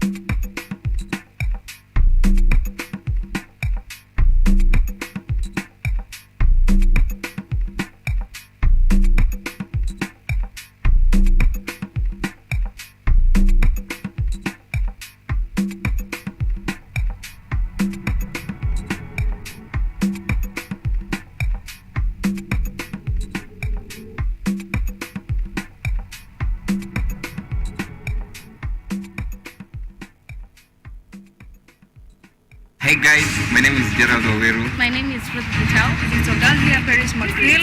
Blaze Mukungu. Nyambura Mangika. I am Joseph Mukunga. Leslie Wamboi. This is Jessie Halma.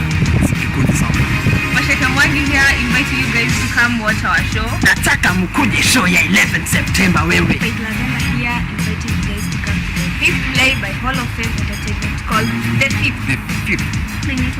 The fifth play. The fifth. The fifth. The fifth. What about the fifth? By Hall of Fame Entertainment. It is going to be happening on the 11th of September at the main auditorium. Kenya National Theatre. Kenya National Theatre. Kenya National Theatre ukumbi mkubwa. Keep the date, mark the calendars. Tickets just go for 1,000 bob only. Group of 5, 4,000, and for couples 1,600. Tupatane. Welcome. Please help us to attend. Ensure that you don't miss 3 p.m. and 6 p.m. Welcome on. Welcome on. See you then. I'll see you. See you then. Ranani. Come enjoy yourself. We are ready to entertain you guys. So see you September 11th. Bye.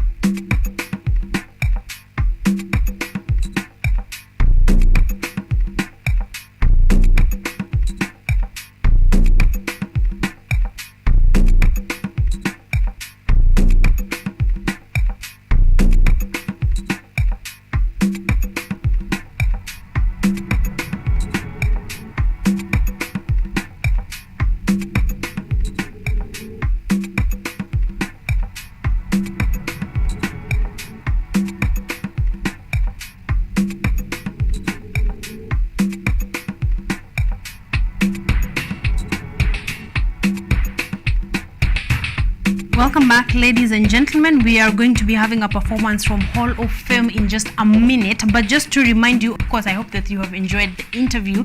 Now you have all the details. You have all the details to go on. The 11th of September is when the show is going down at 3 p.m. and 6 p.m. So, get your tickets. And we actually already have an offer for today. Up to midnight, you can get your single ticket for 800 bob. You can have your couple ticket at just 1,400 shillings. And you can actually go ahead and watch that. Also, if you're going to be moving, to be traveling with a little cab, if you use little cab, use the code that is the 5th. You're going to be getting 250 bob off from little cab. So, kama uko anywhere that gets you to Kenya National Theatre at less than 250 bob, unaenda for free. Okay, so you can go ahead and partner with Little Cab. Just tell them, give them the code, the 5th. They are taking you to the Kenya National Theatre, and you'll have your 250 bob off. You can get your tickets today at a reduced rate of 800 bob and 1,400 bob for couple tickets. So go ahead and do just that. There's also a few comments that are coming in. Let me get to that in just a bit. Thank you very much. Victor, we had gone about Victor. Oh, Martin, thank you. Give it midnight. Thank you very much. Jose, we have been approved. Martin Odongo has said to pay at midnight. Thank you very much. Victor Jr. is saying Edna is a mad talent. I watched her on the previous show. That girl can sing your soul out. Thank you very much. We are waiting. Now we want to see, of course, to hear Edna see and hear Edna sing. Victor Jr. anasema thank you for KUTV for supporting talents. Always welcome. We are here for all of it. And Melters Juma anasema anawatambua mbaya. Thank you so much. So right about now, I'm a Hall of Fame with a performance.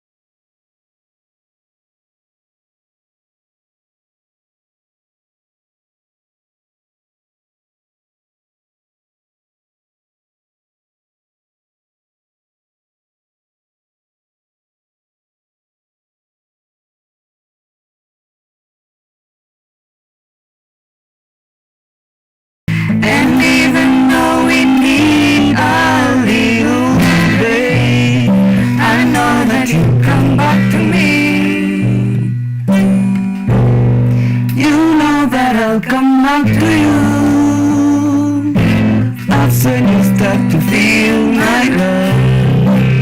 Feel it, feel it. That's when you start to feel my love. Feel it, that's when you feel it.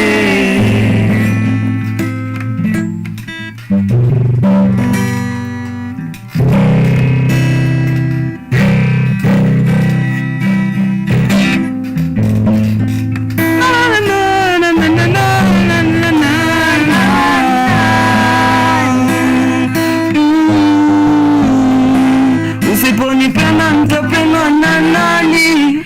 Itakuwa mgeni wa nani? Ukiwa mbali nami nabaki tabani. Mbona nahisi kisirani? Haina maana mimi na wewe kuzozana. Mbona tunasimangana? Hatuwezi semezana. My love, haina maana mimi na wewe kuzozana. Mbona tunasimangana? Hatuwezi. And even though we fight all night and day, I know sometimes in love there can be pain.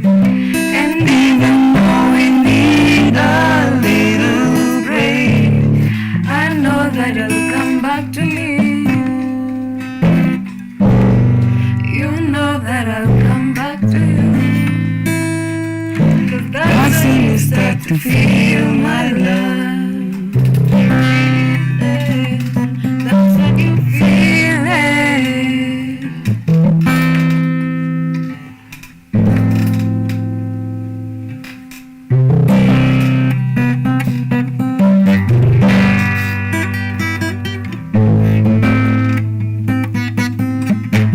See, when you see love, it makes you do crazy things.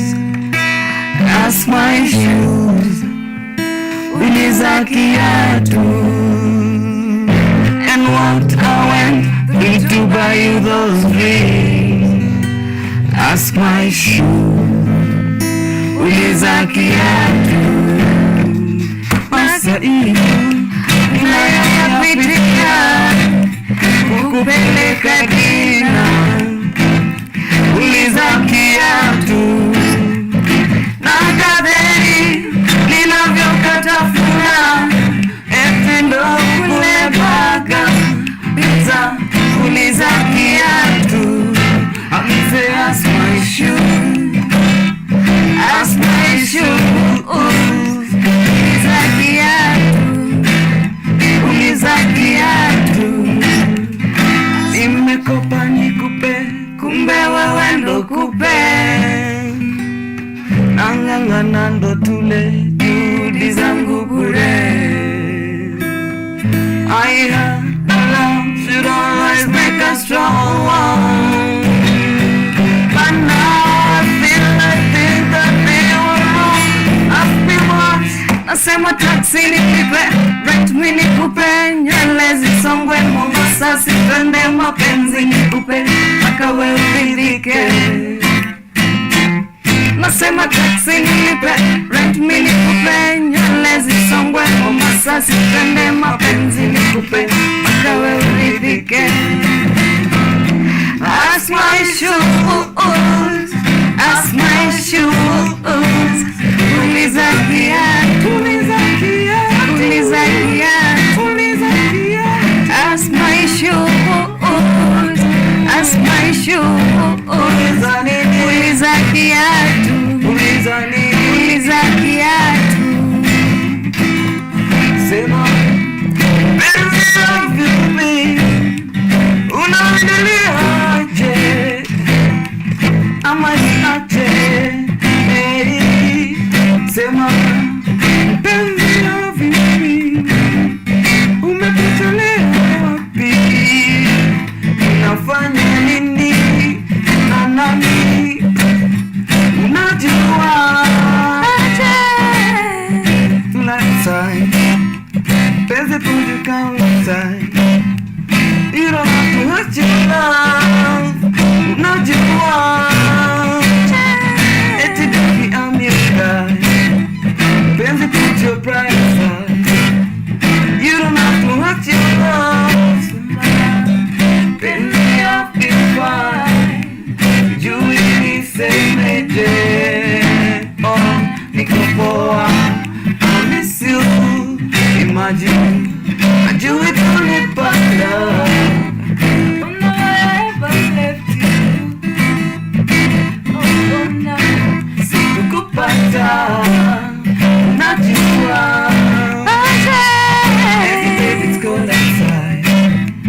Then to put your pride aside. You don't have to hurt your love. When you love you me.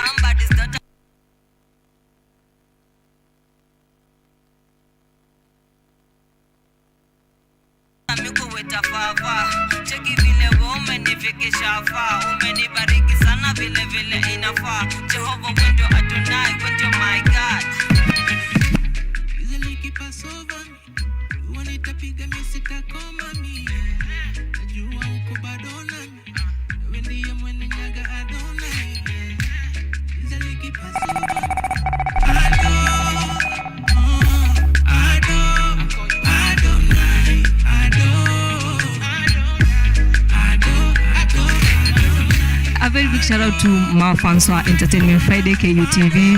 It will be one of the biggest entertainment shows. It's fun. Nime like, and I'll be back again. So make sure you watch and stay tuned. Share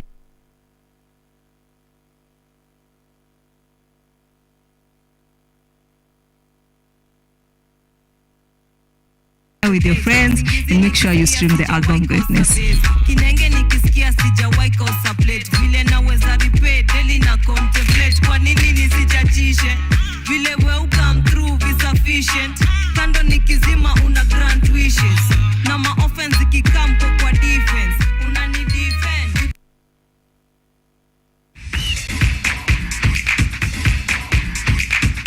Ukiwa na dukuduku la michezo, tunafungua sanduku la dukuduku kwa ufahamu zaidi. Kila danadana, mitimpo, mifiatuko na harakati zote ugani, sisi ni wako mwandani. Kukurukakara zote nyanjani, haziwezi kuangaziwa zaidi ya micharazo michezoni. Mimi mwanaspoti wako matata Peter Pinches Mwaora ndakuwa na jopo lenye maarifa sufufu nikufahamishe na nikuburudishe wewe shabiki shakiki kwa uhakiki na kindakindaki.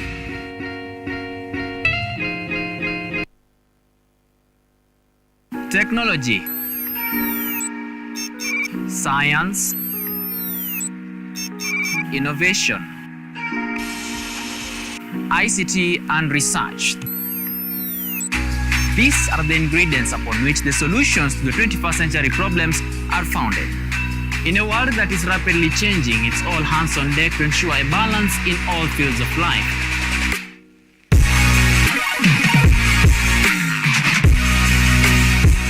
Women, young and old, are also in the front line, breaking the glass ceiling, becoming thought leaders in the larger tech space. Not forgetting other societies marginalized. And when the tech Avengers come together, we inch closer to a much safer, efficient, and sustainable world.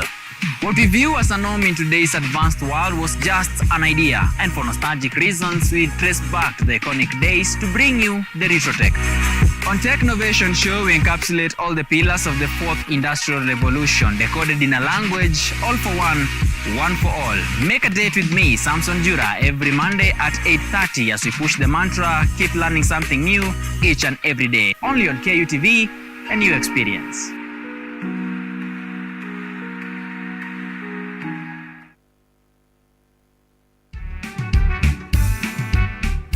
Stated what happened in 2007, and we saw that so many lives were lost. So many people became IDPs. They lost their homes, they lost properties, and the country could not just sit back and watch this and wait for another 5 years to come, and we go through the same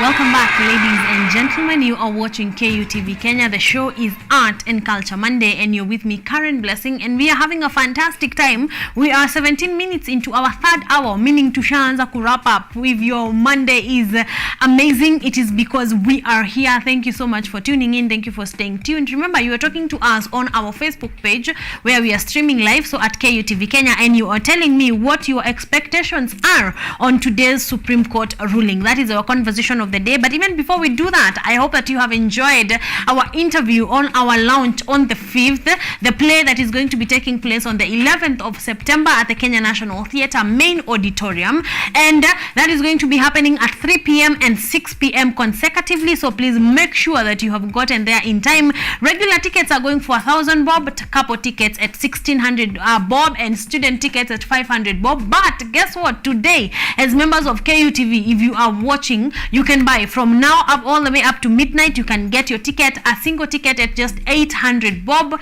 and a couple ticket at 1,400 bob. Okay, so you can get it at a discounted price from today all the way, from this time all the way up to midnight, you know, before Monday is over. We have been given that permission, so go ahead, please get your tickets. You can get the link to actually buy your ticket pale Facebook, so just get to our comment section of our live show this morning, and you will see that ticket right there from Hall of Fame, and you can get your ticket as early as now, and just relax, you know, relax and wait for September 11th, and go and watch the show. So please go ahead and do that. So on Marta's conversation of the day, we want to move on and wrap up on it. We were asking, what are your expectations on today's Supreme Court ruling? So we tackled the fact of what is happening. Of course, now I know you know what is happening. We are waiting for the Supreme Court ruling of the case that has been. Also, we talked that this happened in the year 2017. That is our previous election, and there was actually a rerun, you know, so that also happened. So we were taking a look at the history of how have these elections been, how has been going to High Court president's position been. So we were taking a look at that. And also, one other thing to note is that actually in 2017 we lost about 100 lives. We lost about 100 people who were killed in election related clashes that year. So that is also another thing that happened. This time, of course, protest broke briefly, very briefly, after the election chair declared, of course, Ruto as the victor of on August 15th. But of course, Raila Odinga urged supporters to stay peaceful, and streets have remained calm ever since. Of course, Raila Odinga together with William Ruto urged us to be peaceful, and we have remained peaceful. So that is the other thing. Another point is that we do not want a repeat of people losing their lives over election-related clashes at all. And we as Kenyans, I think it is safe to say that we have done well. We have outdone ourselves. We have kept the peace. We have kept calm. We have gone back to our workplaces. So that is something to be very proud of. And all I'm asking this morning is that we keep it that way. Okay? That we keep it that way. We keep our peace. We keep going to work. Let's wait. Let's wait for the next year's budget. Let's be talking about that. Let's be talking about how to better our lives. Let's be talking about how to bring the cost of living a little bit down to the common mwananchi. Those are the conversations that should be happening right now. So that is also something that we want to keep calm about. Of course, let's say this. Of course, any any clashes that have been, any people that have lost their lives during election period has been caused by ethnic groups, related lines in the lines of ethnic groups, and who is from where and who is doing what, from which culture or from which tribe that they come from. But let's maintain peace. So that is on it. Let's keep peace as we await the results of today's Supreme Court ruling, as we have been. I like this because now we are not talking that we should stop fighting, we should stop killing each other. We are talking about how to maintain a peace that has already been there. So that is really I'm a proud Kenyan, specifically because of how we have kept the peace. So even now, as we await the ruling, we are going to be having it before midnight, of course. So let's keep peace. Let's remember, you will remain your jirani will remain your jirani.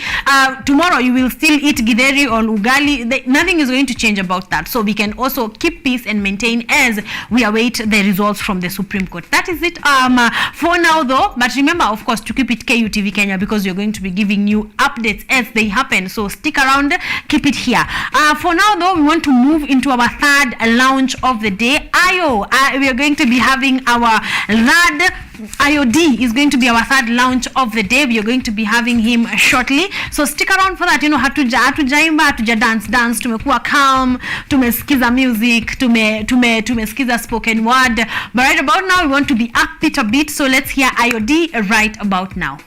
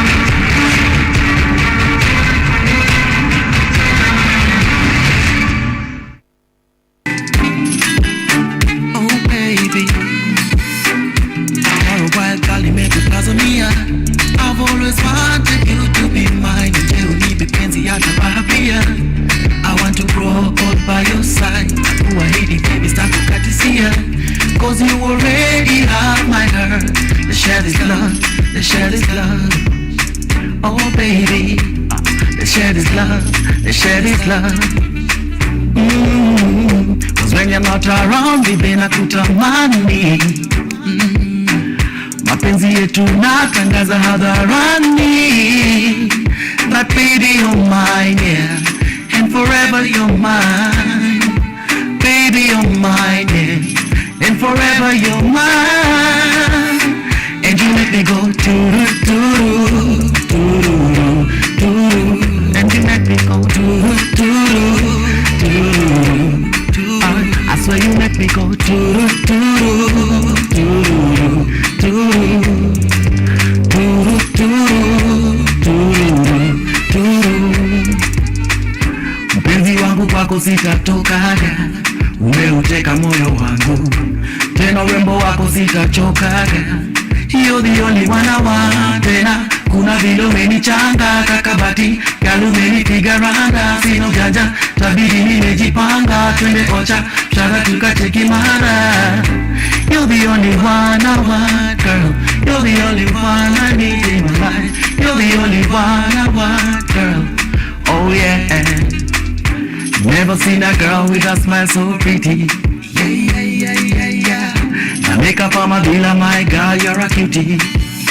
So you make me go doo doo doo doo, and you make me go doo doo doo doo. Girl, you make me go doo doo doo doo, and you make me go doo doo doo doo doo doo doo doo.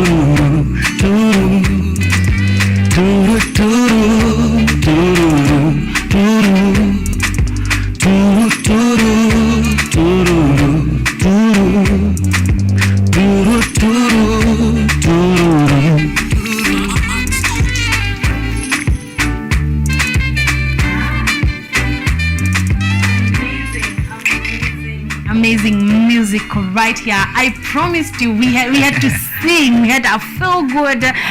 We must have had a feel good song right here before we wrap up the show. And IOD is here to make sure of exactly that. Good morning. How are you? I'm good. How are you? Uko salama? Niko salama. How is your Monday morning? It's cold. And we wait for the day as it progresses. Exactly. Yeah. This is the only Monday we are looking forward to as a country. So uko kwa your mood? What are you expecting? Yeah, I'm in the best of my moods today. Yes. Yeah, whatever comes out from the courts, it's our courts. Yes. Yeah, so it's put there to kuangalia masilahi yetu. So I know they're going to give us the best results for everything that has been going on. Exactly. And may the best person win. Yes. Exactly. Nice. This is the attitude that we want. This is the one. Okay. Asante sana IOD for being here. You want to kuanza from way back. Let's start. When did you start singing? Well, when I started singing, that should be how many years ago?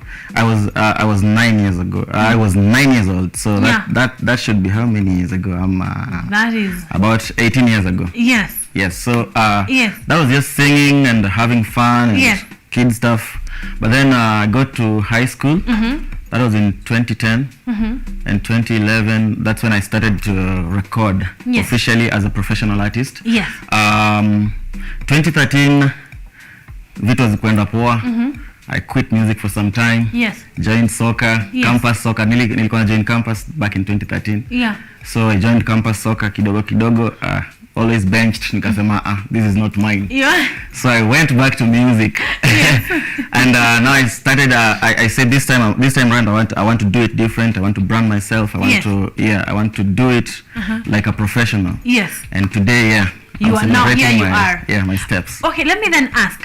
What do you think? What in 2013 ilifanya ugonge ukuta? Like what about the art didn't work out? Well, in high school. Yeah. And by that I hope wanna watch. In high school there are guys who said I'll never make it as a musician. Here you are. Here I am. Poleni, aluta continue. Yeah, so tunawasaliongea wengi sana. People talked.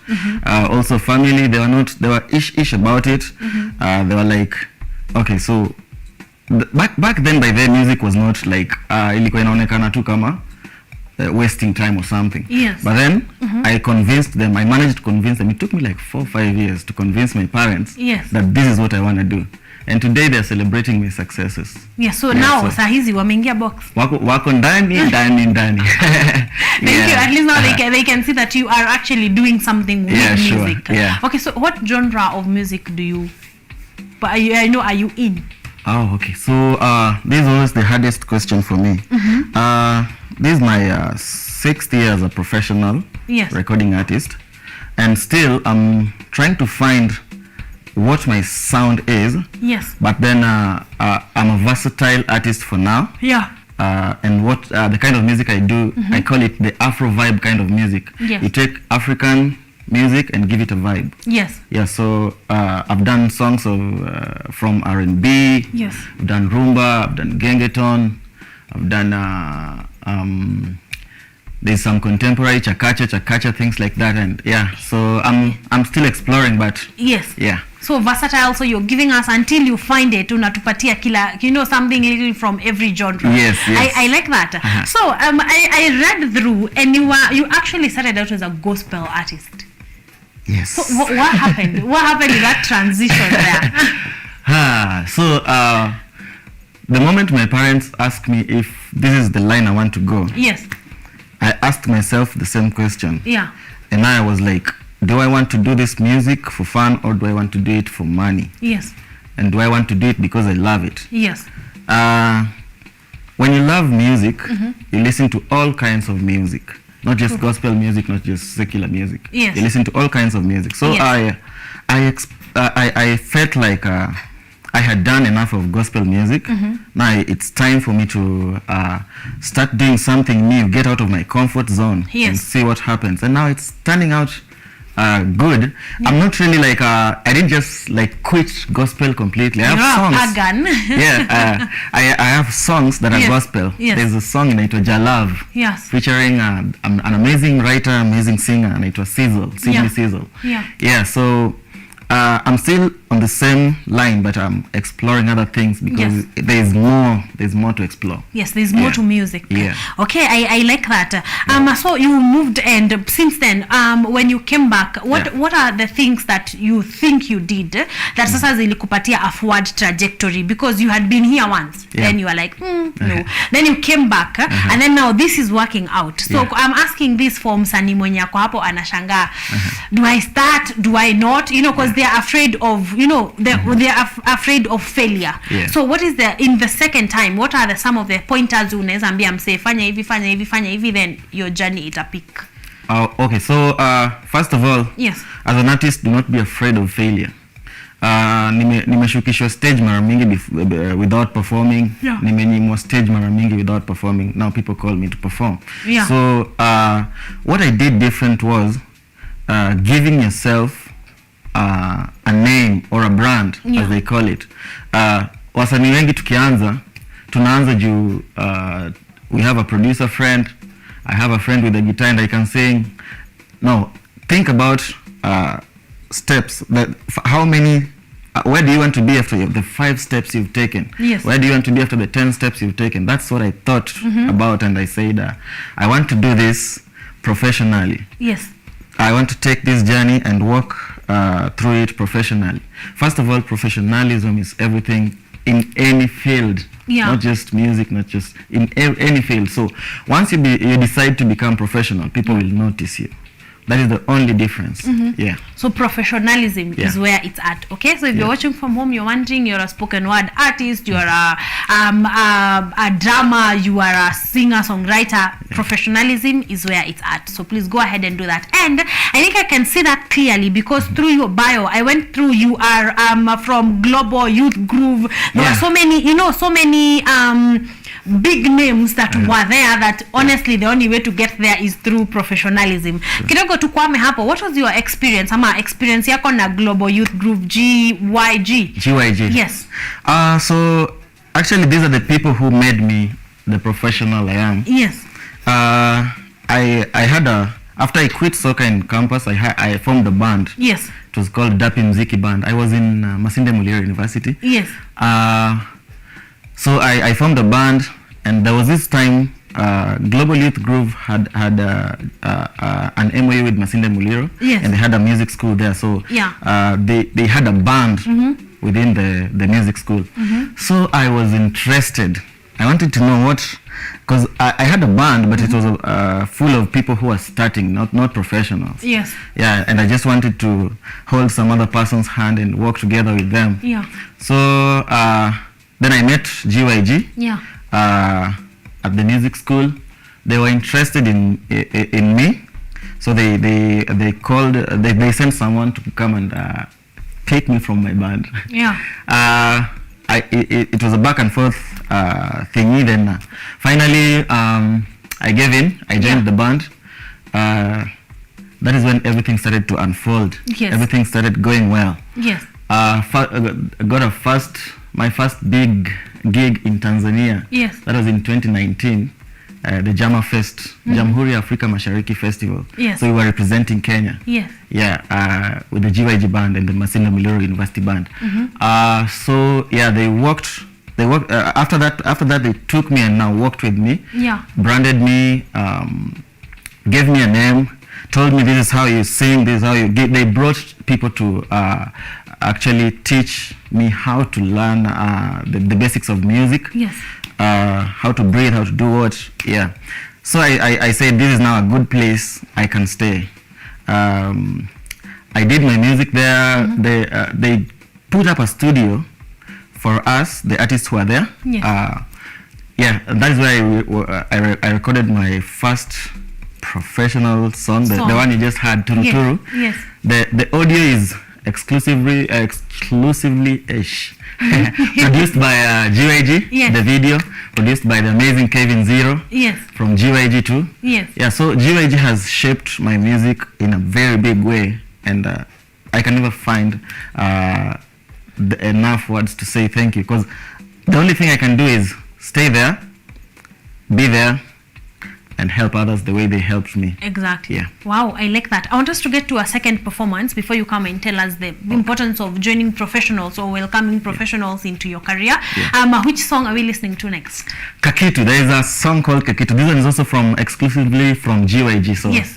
I just wanted to perform that before. Yes. Yeah. Sawa sawa. Right about now, IOD with Kakitu. Kakitu.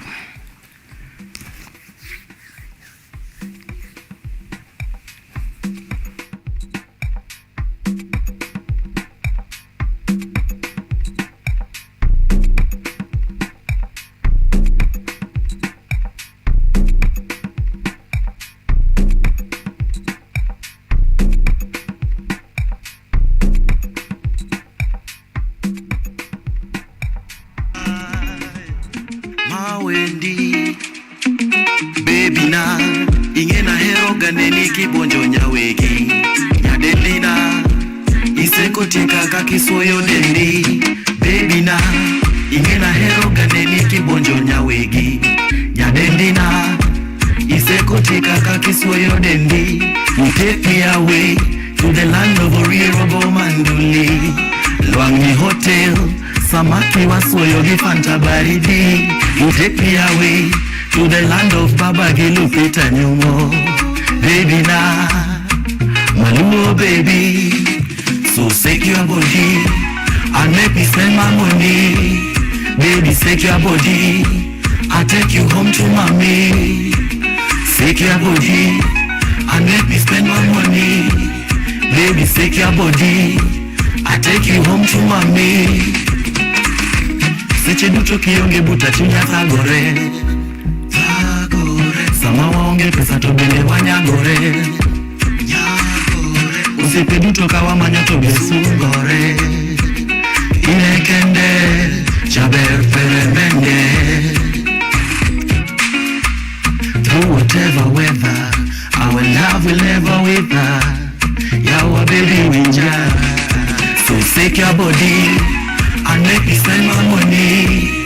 Baby, shake your body, I'll take you home to mommy. Shake your body and make me spend my money.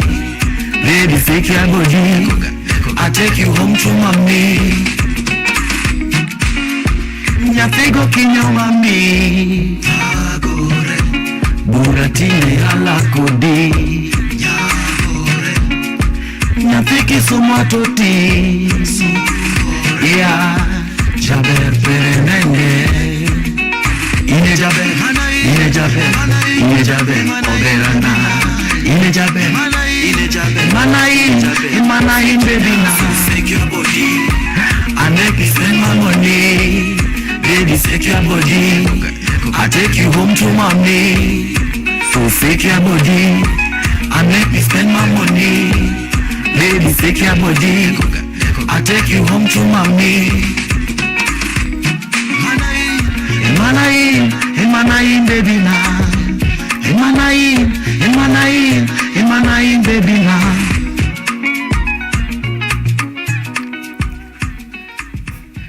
Yeah.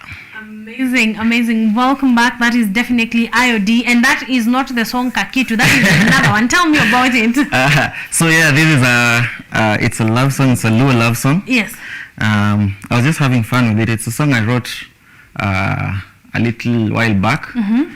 Yeah, but I just wanted to give also the other side of my my music. Yes. The traditional or the inaitwanga aje yani ya kilugha yani yes. ya kilugha. Yes. So staki kujificha. There are people in the industry who are not proud of where they come from. Yes. Wale uongea kizungu na mapua, wale you know, speak a lot of Kiswahili, but I want people to know that I'm from the lakeside. Yes. And I'm proud of that.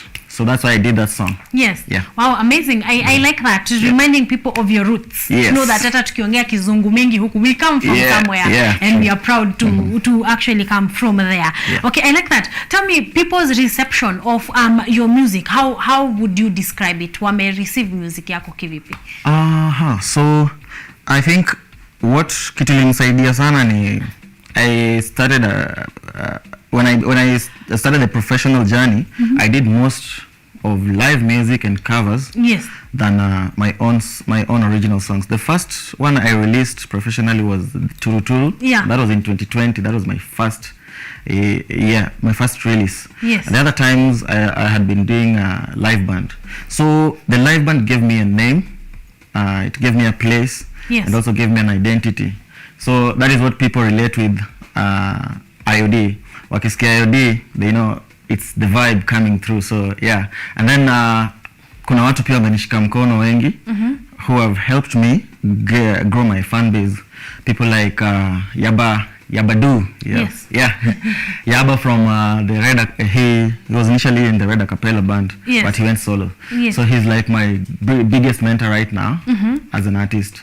We have a gig with him on the 18th, next Sunday actually, this coming Sunday. Yes. At the Alchemist. Yes. Yeah, so pull up, come watch me perform live now, not on TV.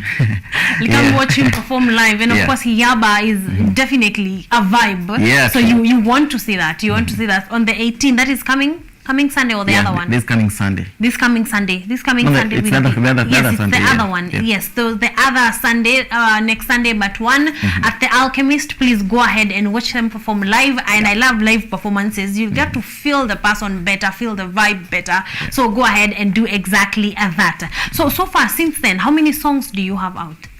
On YouTube, officially released songs are 5. I stopped releasing singles because I was working on an album that I just released the first single from. Inaitwa Rumba Kuchachisha. It's not actually an album, it's an EP. It's called Ready the EP. It has 6 songs. Very amazing songs and very amazing producers who have done a very good job on them. Yes. Yeah, I'm sure you guys are gonna love it. So if you love Rumba Kuchachisha, then I'm sure you're gonna love the rest of the album because it's something you wanna listen to. Yes. Yeah. Okay. Sasa umepreempt EP na ndio ilikuwa inakuja next. So it has 6 songs. One song is already out. I hope you're going to be listening to that one that is out. Yes, shortly. But also, question: is there a collabo in that EP? Yes, there are 3 collabos. Awesome. Yeah, the first collabo is me and Mayusana. Mayusana is from Bendi Huru.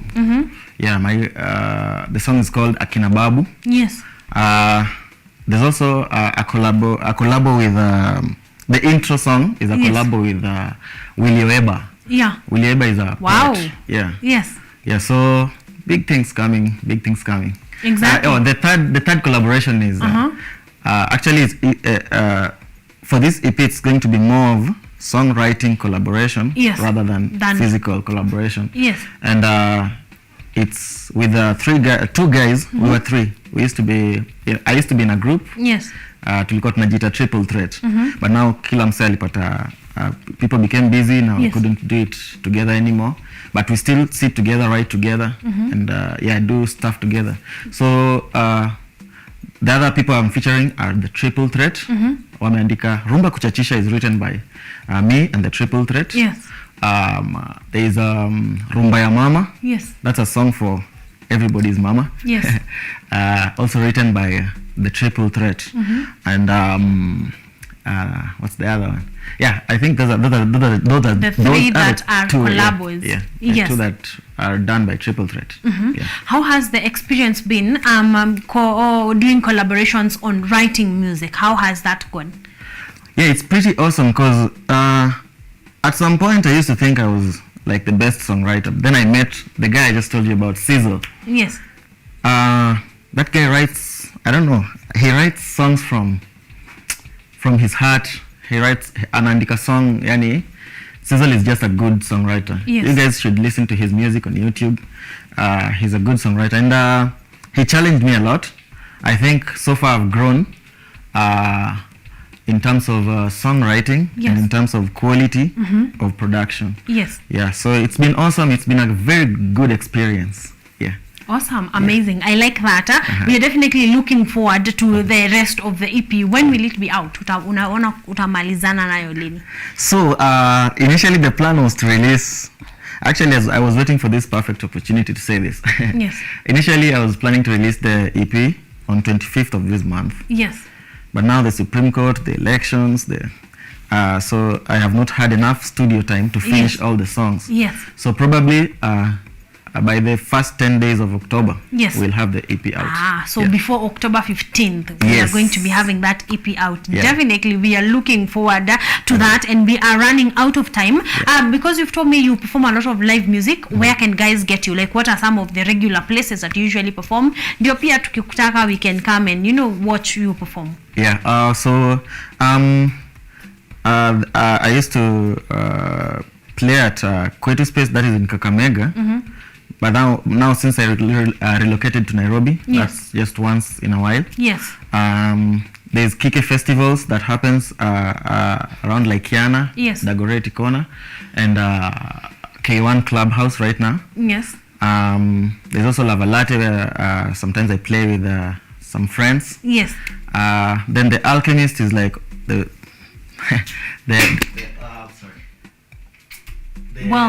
yes. Thank you very much. We are getting to that in just a bit of where he performs, but we know that he will be performing at the Alchemist on the 18th of September. So together with Yaba, of course, the king of Rumba, we are going to be performing that and enjoying that. So just make sure that you tune in. Just be there, okay? Be there. Nataka tumalizie. IOD, I want you to big up your team because najua ni kubwa. Big them up, all the people that are holding your hand, everybody that is watching your music, everyone that is helping you release the best music. This is the time. Yeah, so first of all, big up to God for the far I've come. GYG, my home, my friends, my family. That's like the best, the most mind-blowing place to be, creative place to be. Global Youth Groove, Mkurugenzi, our boss is in the United States. I know he's watching. Willie West, yeah, that's my guitar teacher. Oliver Mutai, my guitarist. Sizzle, get to Sheriff FMO from GYG. Shakira, guys, thank you so much. Also, Prince of Rumba Ken, Yabadu, manze asante sana for the support. Ricky Beat for the production. Abiatha, Chris Aduar for the production of this EP, this coming EP. Thank you guys so much for working with me. And also my family, my mom, my dad, my siblings, my brother and sister. Thank you guys for always supporting me. And my extended family, my grandparents, you've been so supportive, and please don't stop. We are just beginning. Amazing. We want to listen to the first song of the EP, and before we do so, give us your social media handles, tell us where we can get your music, and then we get to the last performance as we close. Yeah, so I know guys are watching on Facebook, so just rush right now. On Facebook, I'm IOD. Yes. Just IOD. Instagram, IOD Official. YouTube, IOD Official. Twitter, IOD Official. Yes. Yeah. The rest is IOD Official. Only Facebook is IOD. Amazing. IOD, kimbia tu pale Facebook where we are streaming live. Then kimbia all the other social media handles at IOD Official. Right about now, the very first song of the EP that is going to be out before October 15th.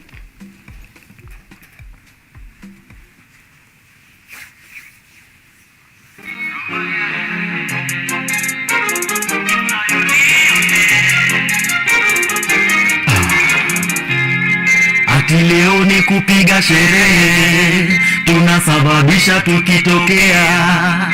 Kauna bad zanza kupotea, leo tunajibamba twajiachilia. Na zimeshika na bado takwapasha tujafika mifuko toboa leo tachisha wakimaliza ndo si uanzisha Nachachisha na misijafika, bashi taisha jena nashika chupa. Uliza sizo kama akafika, na zero si alifa kuleta ufa. Mtaanzaje kuchoma picha, huyo ni nani mnasema ametapika? Mtoe nje asipigwe picha, na kesho nisisikia ati ameitwa. Hakuna noma wewe kula ngoma kuna nyama choma teremsha na soda ati leo ni kupiga sherehe, tunasababisha tukitokea. Kauna bad vibes anza kupotea, leo tunajibamba twajiachilia, na zimeshika na bado hata kwa basha tujafika mifuko toboa leo chachisha wakimaliza ndo si uanzisha Niko kwa jam na kamu zile za mwenye nguvu na mpishe, baby usijam na kamu, chanda chema nacho pete kivishwe, chanda ni chako, mimi naweka machipi na tako, mimi na wangu msupa bala, nimefika na mavibe, hade mwengine ndani ya ndaya, FMO anafika badaya, eyo na kira tunazilaita, nuku ni safi kicheki, itisho letewe sisleki, manzi wa mora mebleki, alikula kuki na keki, kitambo zilishika kitambo mitambo msizime mitambo kirambo leo rambo kanambo na mambo leo nafanya mambo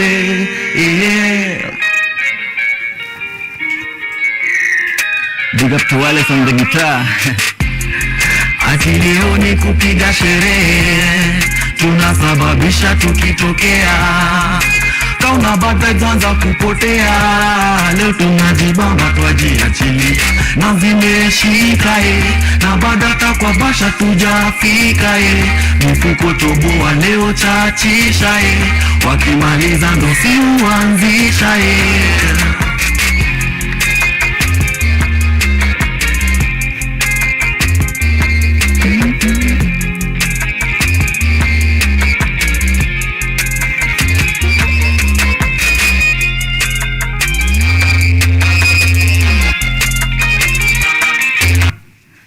Yep.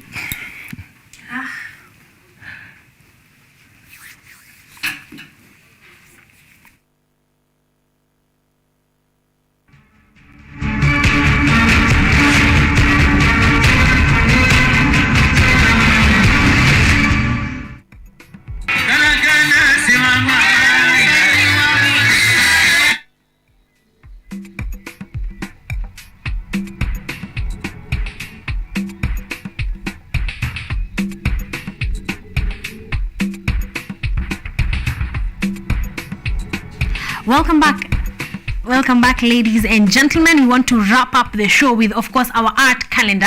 Number one, of course, we have. Let's start from the back. 18th of September, IOD and the Prince of Rumba, Yaba, are going to be at the Alchemist. Please go ahead and visit. Get to listen to some good live music. Next, of course, on the 11th of September, we have the 5th from Hall of Fame happening at the Kenya National Theatre. The tickets are going for just 1,000 bob for regular tickets, 1,600 bob for couple tickets, and 500 bob for student tickets. Okay, so please go ahead and do that. And the tickets are discounted just for today, 800 bob for a single ticket and 1,400 bob for couple tickets until midnight. Okay, so please go ahead and do that. Also, Unplug is going down. Tetushani and Akod Jumadi, both of who have been here previously in the show before. We love their work, we love their music. So Tetushani and Akod Jumadi featuring Wendy K. Yes, featuring Wendy K is also going. This is called Unplug. It's also going to be happening on the 11th, guys, on the 11th of September this year at Gig Dynamics, of course, at ACK Jamhuri Showground. This is going to be happening. Advance tickets are going for 500 bob. Get tickets are going to be going for 800 bob. Okay, so please go ahead and get that. And at 3:15 gates will be open, so please go and watch Tetushani and Akod Jumadi featuring Wendy K. We want to move on to Nyege Nyege Festivals right about now. Nyege Nyege Festivals is here. September is here. We have, I think, Just go online, Google Nyege Nyege Festivals. You will get all the details of the tickets, the places to sleep. This is of course taking place at Itandi Falls in Uganda. Itandi Falls in Uganda. You are going to be having an amazing time. I hope you're ready. I hope you are prepared. If you're not, time bado iko.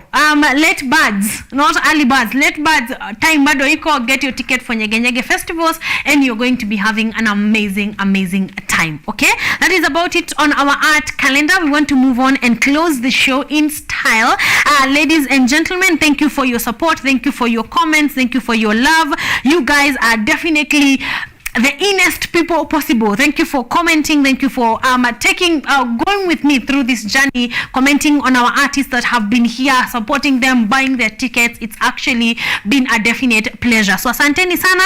Let us wait. Let's keep calm. I think the message is keep calm and wait for the Supreme Court ruling from the comfort of your home. You actually do not. If you don't have to, don't go anywhere. From the comfort of your home, enjoy and let's maintain this peace that has been. Thank you so much, ladies and gentlemen. I'll see you next Monday, same time, same place, same amazing show.